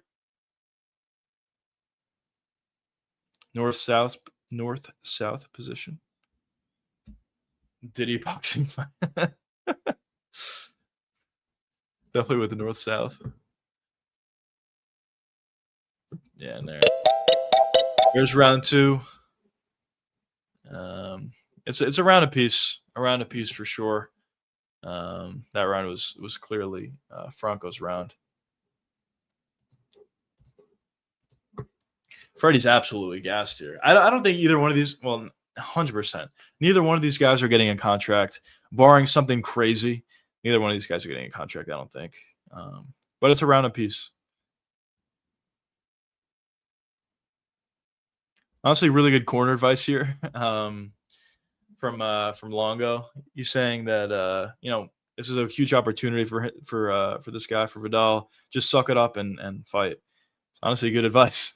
He's not going to get a contract fighting like this, and honestly, he's not going to win the fight fighting like this. So, if this is what he wants to do, become a professional fighter, he's got to come up here. Ray Longo's a pretty good coach. Obviously, I'm biased. I'm from Long Island, but he's a good coach.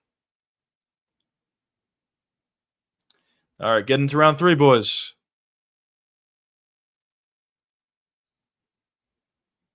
And we're about to start now. Round three. Let's see if any of that coaching pays off here for Vidal. Head kick, partially blocks. Franco is talking to Vidal a little bit here. Oh, head kick. Thrown by Vidal, then he slipped. Now Franco's in on the clinch.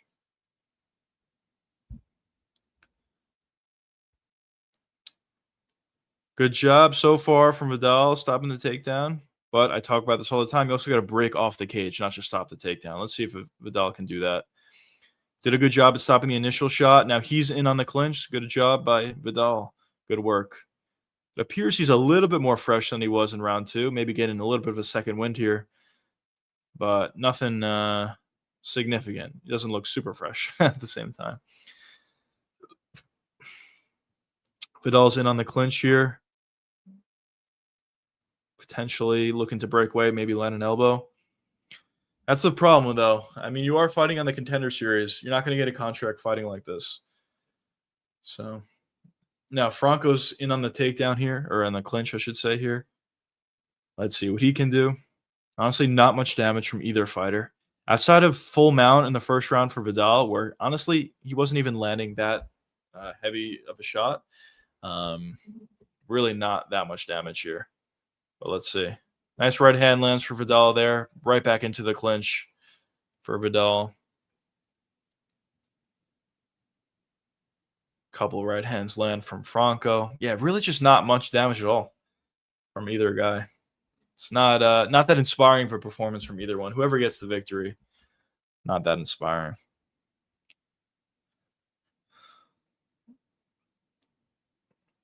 Vidal is nice left hook over the top for Vidal.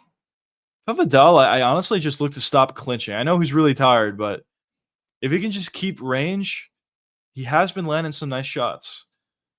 So if I were him, I'd probably just look to keep range a little bit more and land some big shots. That's how you're going to get a contract. But fighting like this, as I keep saying, you're not going to get a contract like that. Some elbows from Franco landed.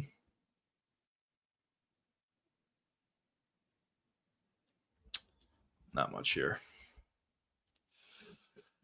Thoughts on the downfall of the fighting nerds? I think honestly, I think it's a little bit overblown. If I had to be honest, I think for Kyle Bahalio, I think he just ran into a really good fighter in Imavov. I think he's gonna be fine. I think he's still a legitimate contender. For Mauricio Rufy, I know he got dominated. It was a really bad look. I actually thought BSD would win the fight going into it, so I was proven right on that factor. But I think for Rufy, I know a lot of people are saying he's fraud checked, he sucks, whatever. He's not UFC level. He's not top 15 caliber. I actually don't agree with any of that sentiment. I think Rufy's going to be good still. How is he going to be a champion? Probably not. He's going to have to make significant improvements to get there. But I think he's still going to be good. I think he's still going to be a top 15 type fighter. He's a really good striker. Hits really hard. He does have to work on his gas tank. He does have to work on his takedown defense and his ability on the ground as well. 100% that is justified. But in my opinion, for the Rufy fight, I feel like he just ran into a really good fighter. And I know this is probably pretty unpopular even after this fight, but I really do think BSD is a potential champion. I really do think that. I just think his grappling is elite. I think his wrestling's pretty good. His jiu-jitsu is elite. His wrestling's pretty good. He's ridiculously physical. And his striking looks a little bit better than what it did in the past. So I think he just ran into a great fighter. And then for Carlos Prates, I think a similar thing is true. He kind of just ran into a great fighter, and he almost won the fight. By the way, some nice scrambles here. Vidal's on top and side control. Let's see if he can land big shots.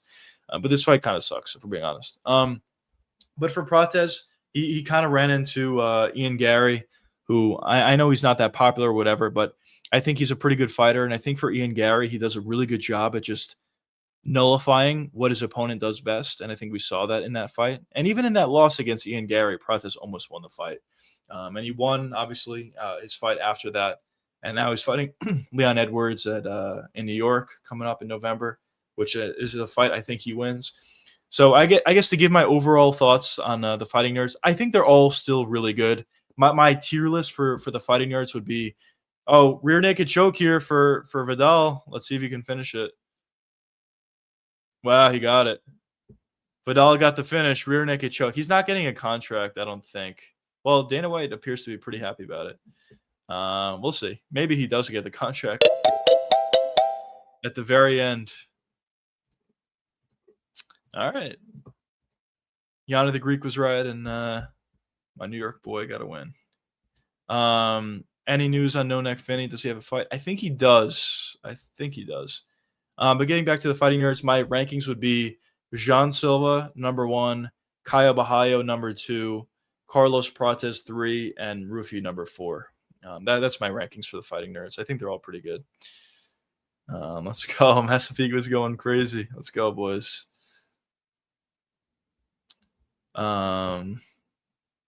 But yeah, I think maybe you boys would know better than me. I do think Finney does have a fight book, though. I know he had a fight canceled. Finally, Yanni got one. Yeah, honestly, it was a great read by Yanni, to be honest. At plus 375, 2 fighters that appear to be not that great. Might as well just bet on that value. So good bet by Yanni. But what do you boys think? You think he's going to get a contract? I know he got the finish, but fight kind of sucked. So I feel like he probably won't get the contract.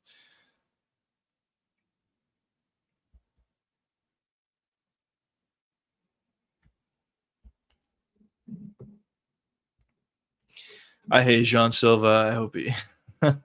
Yeah, we'll see. We'll see how he does. I'm obviously pretty high on Jean Silva, but I do get it. He's, kind of has his autism. I'll put it that way, with his barking and the way that he carries himself. But he's definitely a really good fighter, in my opinion. I think he's inevitable. I think he's going to be a champion.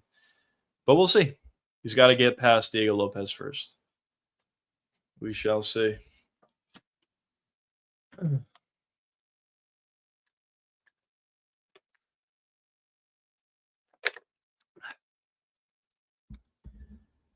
I hope Lopez wins good too, but yeah. And listen, I guess I'm kind of a minority here. I actually kind of like Jean Silva, to be honest. I know he has his autism moments, but in terms of his fighting style, like, he's a really fun fighter and he's really good.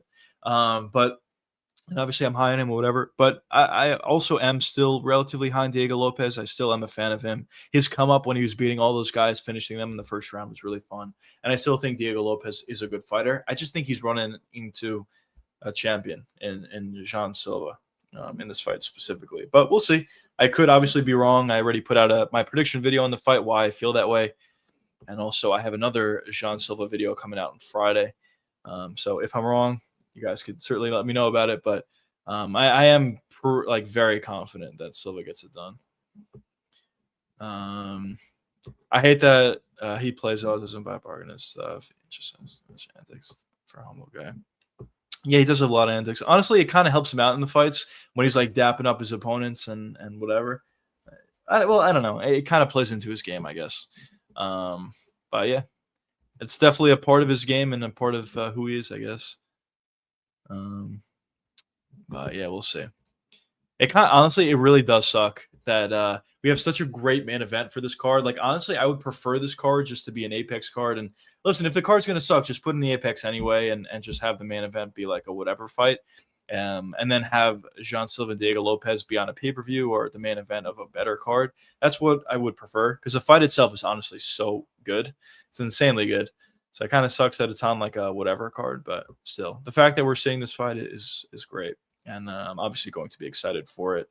Kind of wish I did Diego Lopez and Yair Rodriguez after the beef and whatever, but they decided to go with Jean Silva. I think they kind of went in that direction because they really want to push Silva, which I don't blame them for. I think he's going to be good, as I said, and we'll see what happens in the fight. We shall see. But saying Sarah Longo is the best gym in the world. It's a good motivator. I should really train at Ray Longo. All the New York boys. Aljo's there. Shabazian's there. Not Shabazian. Was it Shabazian? Maybe. And Sadikov.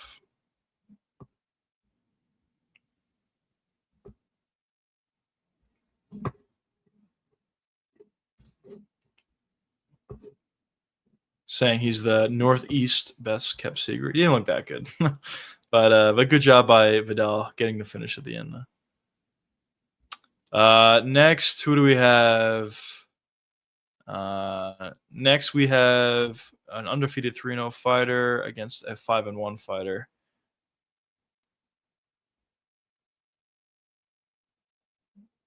Let's go. He's a teacher. Let's go. Let's go.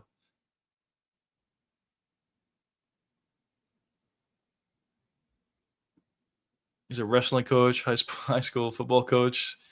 As in the Contender series, that's pretty crazy, actually. Good for him. But yeah, what do we got? We got 2 fights left. 2 more fights in the Contender. Been relatively good so far. It's kind of going pretty quickly as well.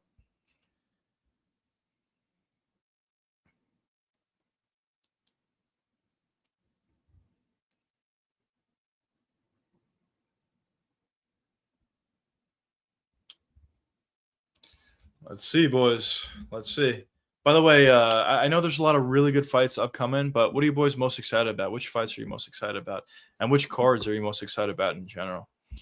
There's a lot of good. I think card-wise, I said this a few times, but card-wise, I think JDM Islam that's the card that I'm most excited about because the fight's so big, and Prates versus Leon Edwards is also a huge fight, which I'm excited about. So card-wise is probably that. Fights that I'm really excited about. Actually, Charles Oliveira and Fiziev. I'm actually wearing Oliveira's shirt. So I'm excited for that fight.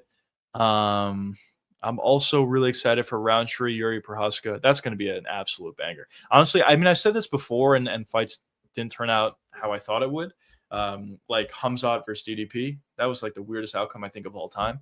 But I think Roundtree versus Yuri has almost zero chance to be boring. Like, how can that fight possibly be boring? So I think that's going to be a fire fight, honestly. Could you go over some of the main events? I watch every card, but don't remember who's on the card. All right, let's see. So obviously this week we have Jean Silva, Diego Lopez. The week after that, or I think there's a week break, but the next card after that is going to be UFC Perth. Main event being Dominic Reyes, Carlos Ulberg, which is a pretty good fight for the main event. The rest of the card is fine, but it's gonna be a fun card, I think, because they're in Perth. The crowd's great over there, and the main event's good. So yeah, then the card after that we have UFC 320, which is Pereira and Magomed Ankalaev. Co-main event is Marab and Corey Sandhagen. I think the card's going to be good. The main event, or main card, I should say, is pretty good. And some fights in the prelims are fun.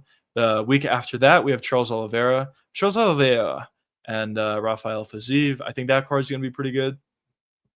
Well, that main event's good, and the rest of the card looks pretty good for Brazil. Card after that, we have RDR versus Fluffy Hernandez. I think in terms of a fight night, that's probably the best fight night main event we have coming up recently. That's actually a huge fight, legitimate contender fight, and I'm excited about it. The rest of the card is fine. There's some good fights on it as well. I think Khalil would be the one to make it boring. Yeah, if it had to be boring, yeah, I agree with you. It would have to be from Khalil, but I really don't think Yuri is capable of having a boring fight. Even if Khalil is trying to, stay back and utilize leg kicks, body kicks, which I think there's a decent chance he does. I think he fights Yuri in a similar fashion to how he fought Jamal Hill, which is kind of just, staying on the back foot a little bit. At the end of the day, I just think Yuri will force a fun fight. And if that means he gets knocked out, that's what it is. Yuri just physically cannot be in a boring fight. I really think that. Not gonna lie, I thought RDR is my favorite. Yeah, I probably would agree. I would agree for fight night. For events itself, I think you have a claim as well.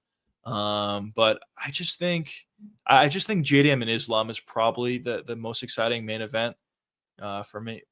Wait, what the fuck? Oh, never mind. That's just a glitch. Yeah. So I just think I think Islam JDM is the most exciting one to me personally, but RDR Fluffy is an absolutely huge fight. Absolutely huge fight. And I think it's going to be a really fun one as well, to be honest. Fluffy has been looking absolutely amazing as of late, just running through everybody. And his last performance against Roman Delite was flawless. And for RDR, although his performances are not flawless, he's just beating everybody. So it's fun. It'll be a pretty fun fight, I think.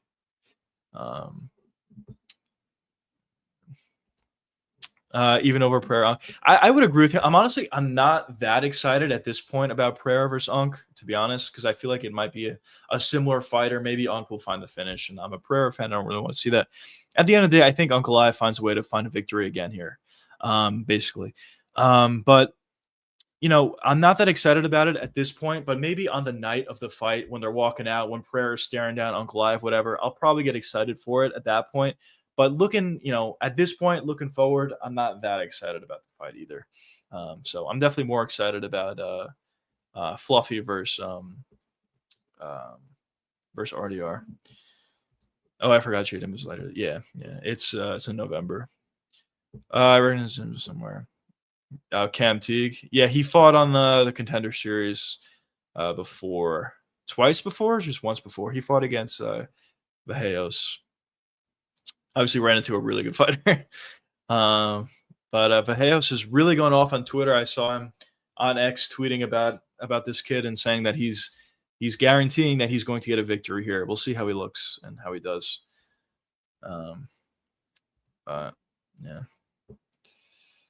2-0 in MMA, 1-0 in boxing since his last Dana White appearance. Yeah, we'll see how he looks. Obviously, he ran into a really good fighter. I think Vajeos is really good, super physical. Also does a really good job at putting combos together. So we'll see how he looks here.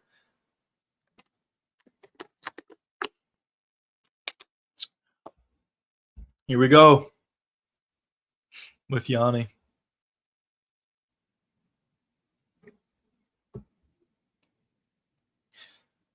Wow. Yanni the Greek is picking Cam Teague here at plus 500. That is huge plus money. That's kind of crazy. Against 12-5 fighter, Douglas. Interesting.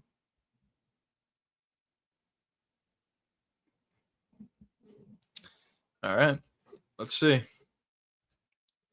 Cam Teague is the only one I know about, I guess. Yeah. That's fair. Yeah. Yeah, he's also the only name that I knew going into the card. We'll see how he looks. But here we go. Kevin McDonald with the porn stash. Let's get it going. Here we go. Round one. Teague with the pressure here. Nice leg kick for Douglas lands. Good pressure from Teague, though. Nice leg kick again from Douglas. Pretty nice pop on his leg kicks. Pretty fast. Nice leg kick again. Leg kicks are starting to add up already for Douglas. Oh! All right, this is gonna be a short fight. Douglas with a beautiful right hand. Knock. Oh, left. Oh my god, dude, that was an insane knockout. That was insane. All right, he's obviously getting a contract. How is this guy 12-5? Teague is out cold. That was a really bad knock. We had two really bad knockouts. Teague is already back to his feet. I think he's pretty confused at this point. Wow, that was insane. That was a bad, bad knockout. I believe the right hand set it up initially. Well, the leg kick set it up initially. Then the right hand landed that dropped Teague. And then from there, he did a good job at just putting punches together in combination and landing a left hook into a right hand, I believe. Let's see the replay here. A lead-in left hook landed and a big right hand landed, dropping Teague initially, but he was still there, obviously hurt. And then a left hook, right hand. Well, that was the same sequence. Then he landed some shots afterwards. Teague was obviously really hurt at this point. Then alongside the cage, beautiful left hook landed, and that was it. He was out cold. He was out bad. All right. There goes Kevin Bajeo's pick. Guarantee that he was going to win. He just got fucked, to be honest. Dismount, yeah. Rip, sad to say. Yeah, honestly, yeah. you got fucked bad. That really sucks for Teague. He's kind of just running into good fighters, it seems like. Honestly. How's this guy 12-5? It's kind of crazy. This kid smokes Vejos. Yeah, I would like to see it. I would like to see it down the line. Rip Chem Teague. Yeah. Damn. All right, we had a couple like humongous knockouts on this card. Cam Teague's a little bit frustrated, but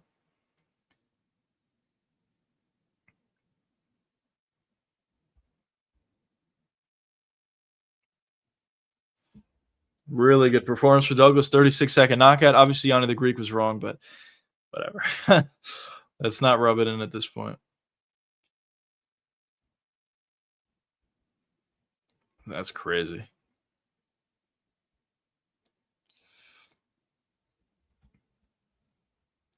Yeah, it's a good point. They're talking about this on the broadcast. It is true. A lot of guys who have a lot of power throw arm punches at times, especially if they're really trying to get the knockout or a little bit gas. But obviously, it was a short fight. But Douglas did a good job at just putting all his weight into his shots. He was able to land clean and find the finish. We'll see. He looked pretty good. I mean, obviously, it didn't seem like Teague is the best fighter in the world. I'll put it that way. So we'll see how Douglas looks against some other opponents. He does have a 12-5 record, 13-5 record at this point. But based on the short fight, he does look pretty good. Very explosive, really powerful. And on the finishing sequence, his hands are always where they need to be. And that was it. That left hook lands clean, and that was it. So good placements on the shots, really good power. Looked pretty good. Mine just our bad tattoos of that. Honestly, yeah. Honestly, that's a good point. That is definitely true.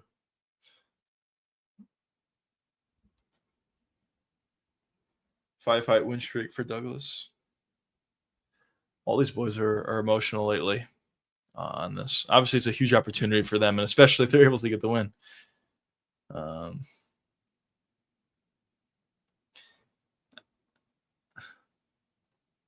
Douglas saying he put a lot of hours in the gym, work on his overhand right, his left hook. Striking looked pretty clean. So excited to see what he looks like in the UFC, how quickly the UFC decides to turn him around, and how he looks. Wow, that left hook was nasty. Man.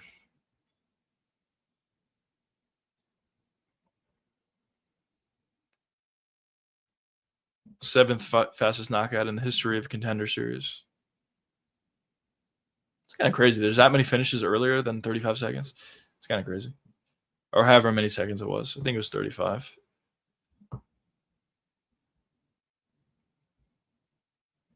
$36.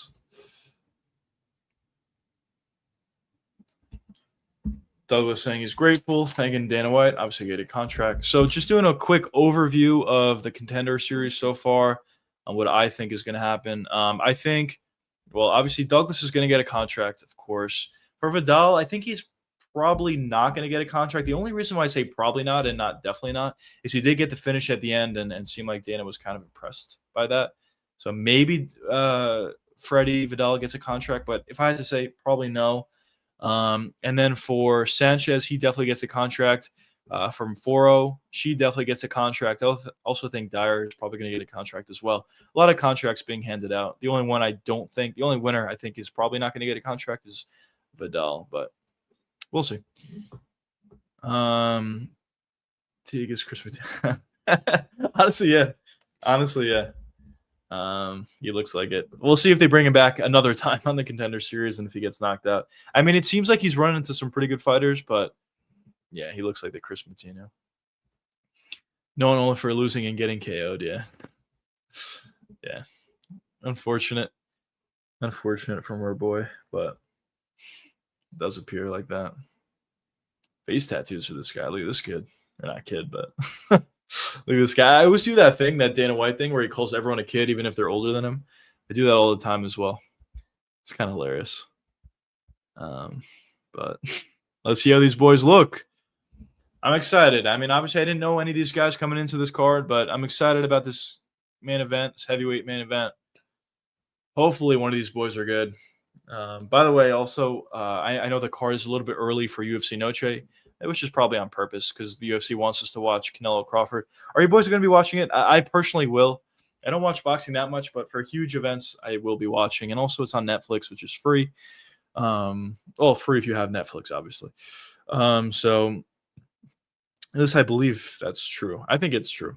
So I'll be watching it. Should be fun. The rest of the card, I don't really care about it, but main event I'll be watching. I'm going with the guy that has yeah. It's a good point. Made easier work of Teague than Vajeos, yeah. I'll say I don't remember that Vajeos fight, but yeah. It's hard to make easier work of Teague than what Douglas was able to do here. Let's see the rankings here. I think it's pretty obvious. Douglas number 1, I agree with that. Sanchez number 2, Foro number 3, Vidal number 4. Definitely agree with that power ranking for Chiesa.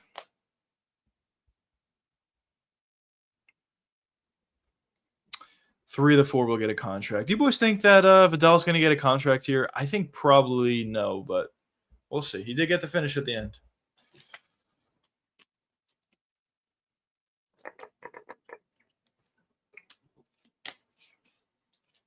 What's short notice for Vidal? Maybe that means something.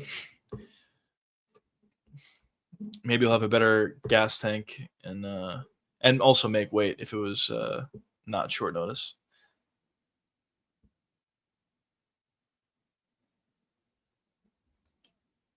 Oh, here we go. Oh, well, we knew about this already.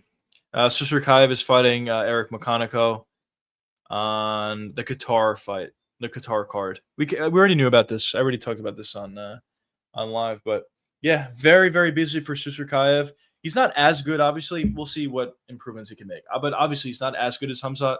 But he does kind of remind me of Hamzat early in the fact that he's just fighting so often. And he has a ton of confidence out there when he does fight. This is his 3rd fight this year in like a few months, which is kind of crazy. But it's cool to see Susurkaev being very, very active. And I don't think Makhaniko is really that good at all. So I think Susurkaev gets a win in that one. But we'll see. Yeah, that UFC Qatar card I didn't even talk about yet because the main event isn't official. But that the UFC Qatar card is looking really, really good, and I think the main event is supposed to be Dan Hooker versus Arman Saryukin, which is a great main event. Finally, we see Saryukin fighting again. Also, same could be said for Dan Hooker. So that card's looking good.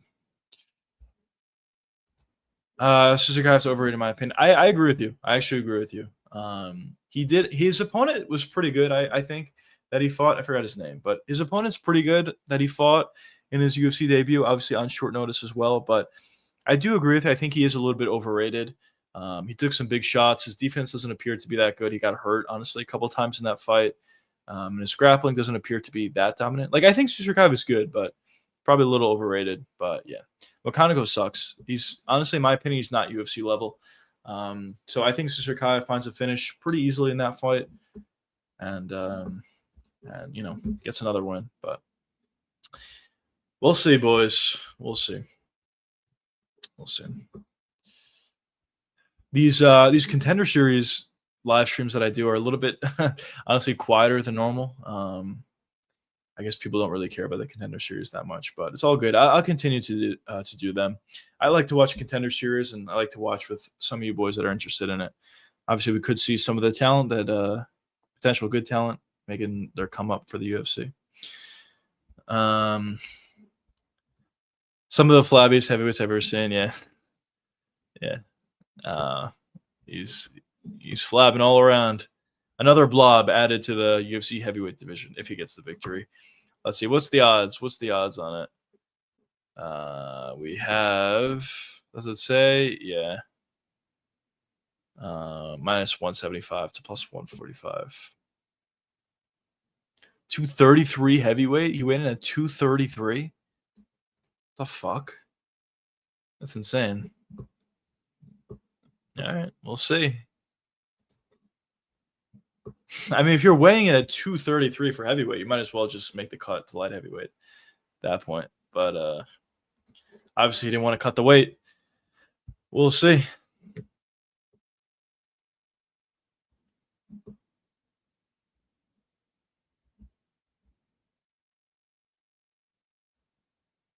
We got another Colby Covington impersonator here with this guy, saying that he wants to make the heavyweight division great again after winning his last fight.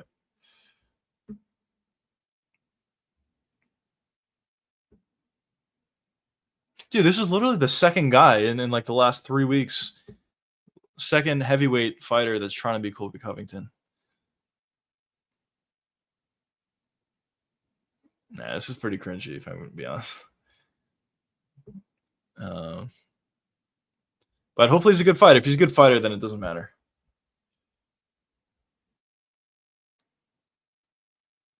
He used to weigh 500 pounds.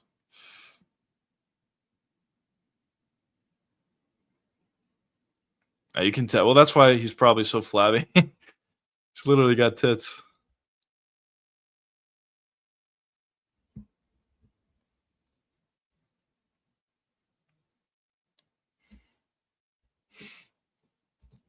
Honestly, that's good for heavyweight. They need more personalities. Yeah, I agree. I guess it brings some more interest to the division. So yeah, that's fine. It's definitely a little cringy, but it is more of a personality. Someone, that I guess gets a little bit more intrigue. So we'll see. We'll see if he's good though. Obviously. Let's see what Yanni got here.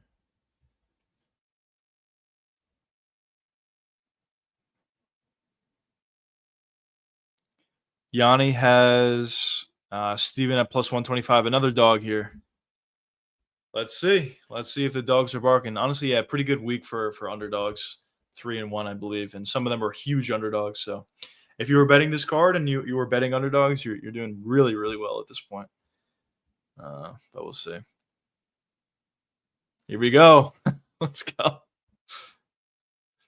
Gracio coming in with the mean mug. Let's go. Hopefully he's good. I kind of hope he's good, but we'll see. I believe but I think it was him, right? Gracio. Yeah, he weighed in at 233. It's kind of crazy. But let's see. Got the face tattoos. 3 to the dome. He's a brawler. All right. Maybe it'll be exciting. Let's see how he does. Let's go, fellas. Let's hope we get a good main event, good final fight.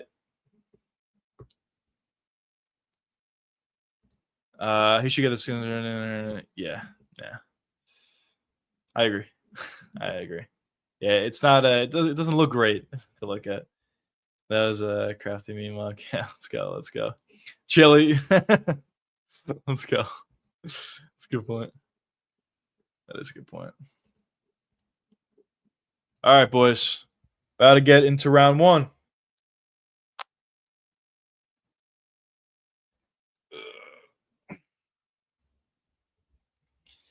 Yeah, what a weird build though for our boy Steven.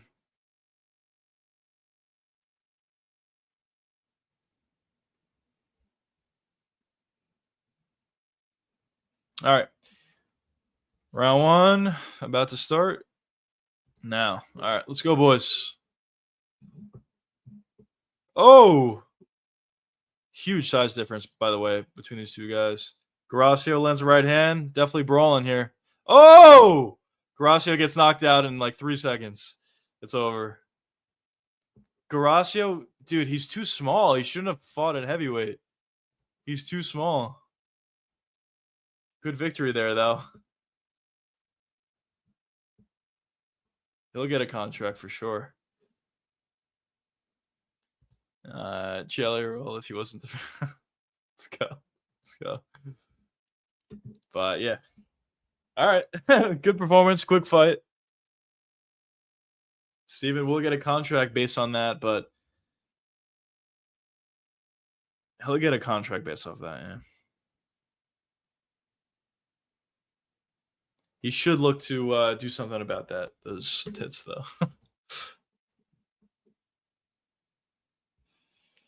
Left hook hurt Gracio. Left hook again. That's really what put him out.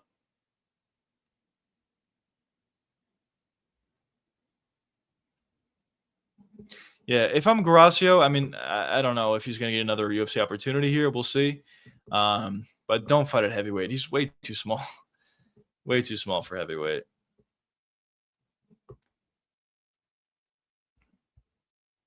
He's 6'2", but he's got a small frame. He also went up against a pretty big heavyweight, 6'5", 261.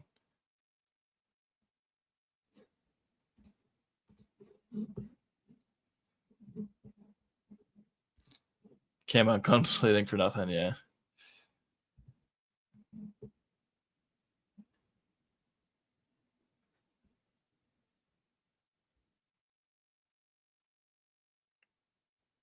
What the fuck? What the fuck was that? That was insane. You said these titties do it again. What the fuck was that?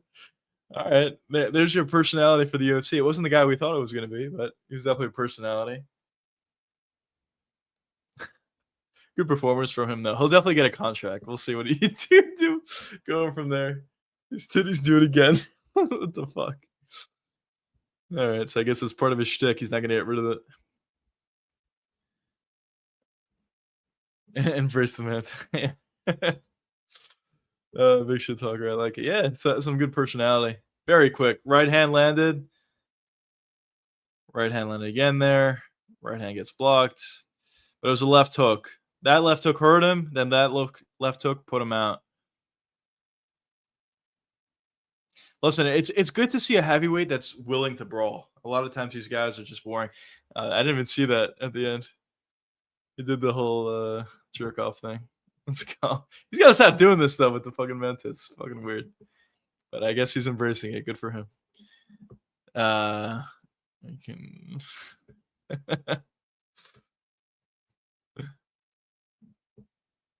But good for him, though. I guess he lost a ton of weight. I mean, you could tell with all the loose skin, but he's lost a ton of weight.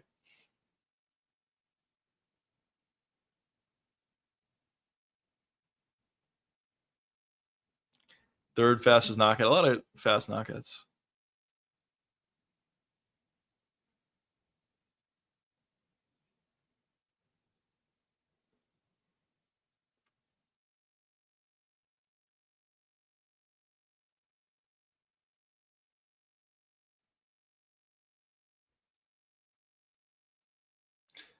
saying that his opponent is arrogant as fuck.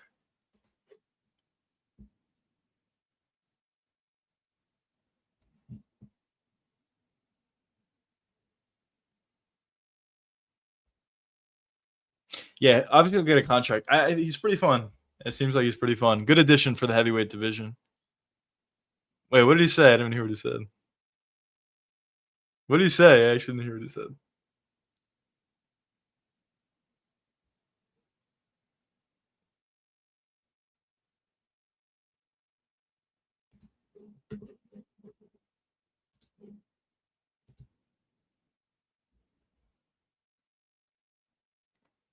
Nah, he's getting emotional.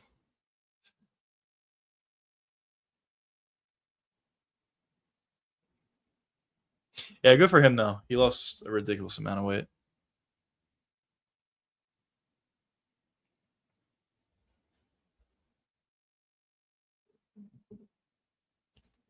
New body type unlocked. There's blobs now. There's let's go. Let's go. He's a pioneer of the new weight class. Um, but he honestly he looks like relatively athletic and relatively fast as well. Is that Jelly Roll? There's another Jelly Roll in this corner. Or not his corner, um, but uh, but yeah, that's pretty funny. But good for him though.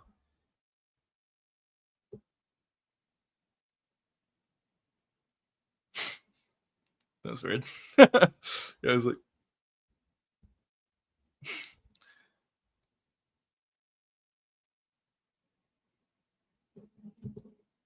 oh, that's Belly rules. Yeah, it's a good point. It's a good point. The flab is tremendous, though. You got to admit it. Chat, I mean, come on. You got to admit it.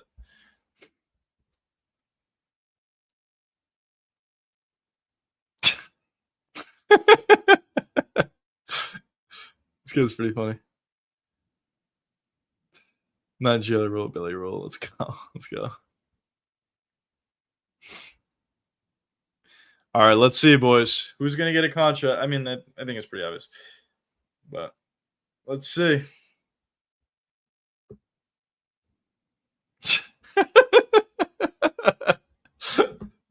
He says he's not on steroids. You don't have to worry about that. He's right.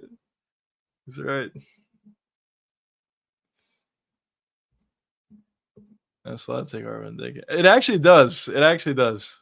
Because he was 500 pounds, whatever. So it actually does. So we'll see how he does in the UFC. Let's go. Congrats to him.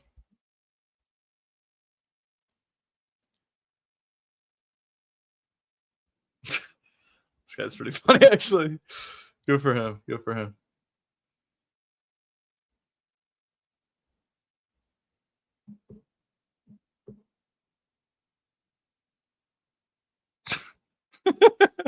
Still talking shit on his walkout. All right, let's see, boys. Let's see. Who's getting a contract here? Pretty good contender series overall, though. A lot of finishes. Even the fights that weren't finishes were pretty good. So a lot of contracts will be given out. This is just ridiculous. The broadcast is pointing out a parlay you could have taken and won a lot of money. Talking about Sanchez by knockout, Freddie Vidal by submission, and Douglas by knockout. Yeah, you would have got great odds on that, but who's taking that? These are just so silly, in my opinion, putting up these things. Him versus Derek Lewis with a press conference, book it. That'd be hilarious. Yeah. We'll see. I mean, we didn't really get a lot of information about him, to be honest, and how good he is. We'll see. I mean, obviously he's athletic and he's fast and he's powerful. So we'll see. That'd be pretty cool. I like this guy. Give him an instant top 15. Honestly, why not? I mean, the weight class sucks. Give him somebody. Try to get some interest into the heavyweight division. Let's see. The Derek Lewis one would be hilarious. But for Derek Lewis, he's number 8 in the rankings. I feel like they're going to try to push him a little bit. Probably give him someone ahead of him. Maybe try to get one more shot at a title shot for Derek Lewis. But we'll see. But fight that I think makes sense is honestly you can give him Tybura. I know Tybura just fought a newcomer. Why not do it again? He's still top 10 in the heavyweight division. You could do that. You could do Tai Tuivasa if he ever fights again. That'd be a really fun fight. You could do Gaziev. Well, Gaziev, murders everybody, but you could do Gaziev. You could do Mick Parkin, Taliesin, Volter Walker. Honestly, Volter has a fight booked, but honestly, you probably should give him a top 15 guy at the heavyweight division. He'll definitely add something to the weight class, so should be good. Should be good, boys. That was a nasty knockout from Sanchez there. We'll see. Honestly, a couple decent prospects, it seems like, over the last 2 weeks are getting added to the heavyweight division. So we'll see. We'll see how much better they can make the heavyweight division. Hopefully we get more competition. It's not just about, getting somebody that can beat Tom Aspinall. It's also about competition at the heavyweight division. So put him against Gaziev. Yeah, why not? Do it. All right, let's see. Brazilian fight like a Mexican. Dana's happy about Photo's performance. Haven't finding his Yeah, that's a good point. That's a good point. Photo's in, obviously. Good performance from her. As one of you boys said earlier, they're both getting a contract. Dyer's also getting a contract as well. Who's at the hospital, but they're both getting a contract. Good for both of them. Battle of the offensive blah versus yeah, true. Good point. Honestly, yeah. Fuck it. Put it together.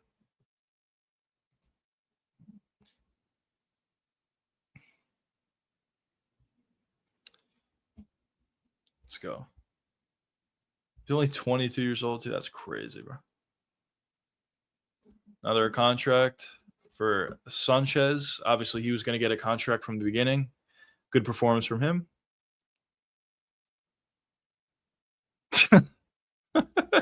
Dana says Freddie's fight was horrible.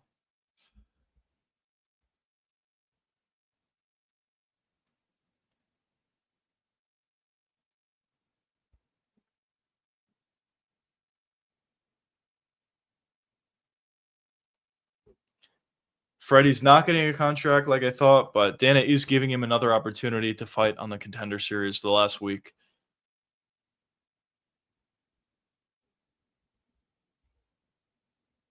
So he'll get another chance. No contract, but he'll get another chance. I think that's fair. The fight kind of sucked. He didn't really look like he deserves a contract. Douglas obviously is getting a contract here. Dan is saying it was an incredible knockout.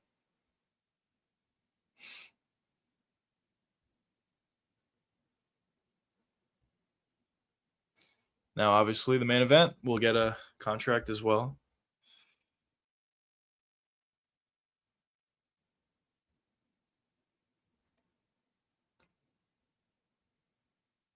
Steven gets a contract as well.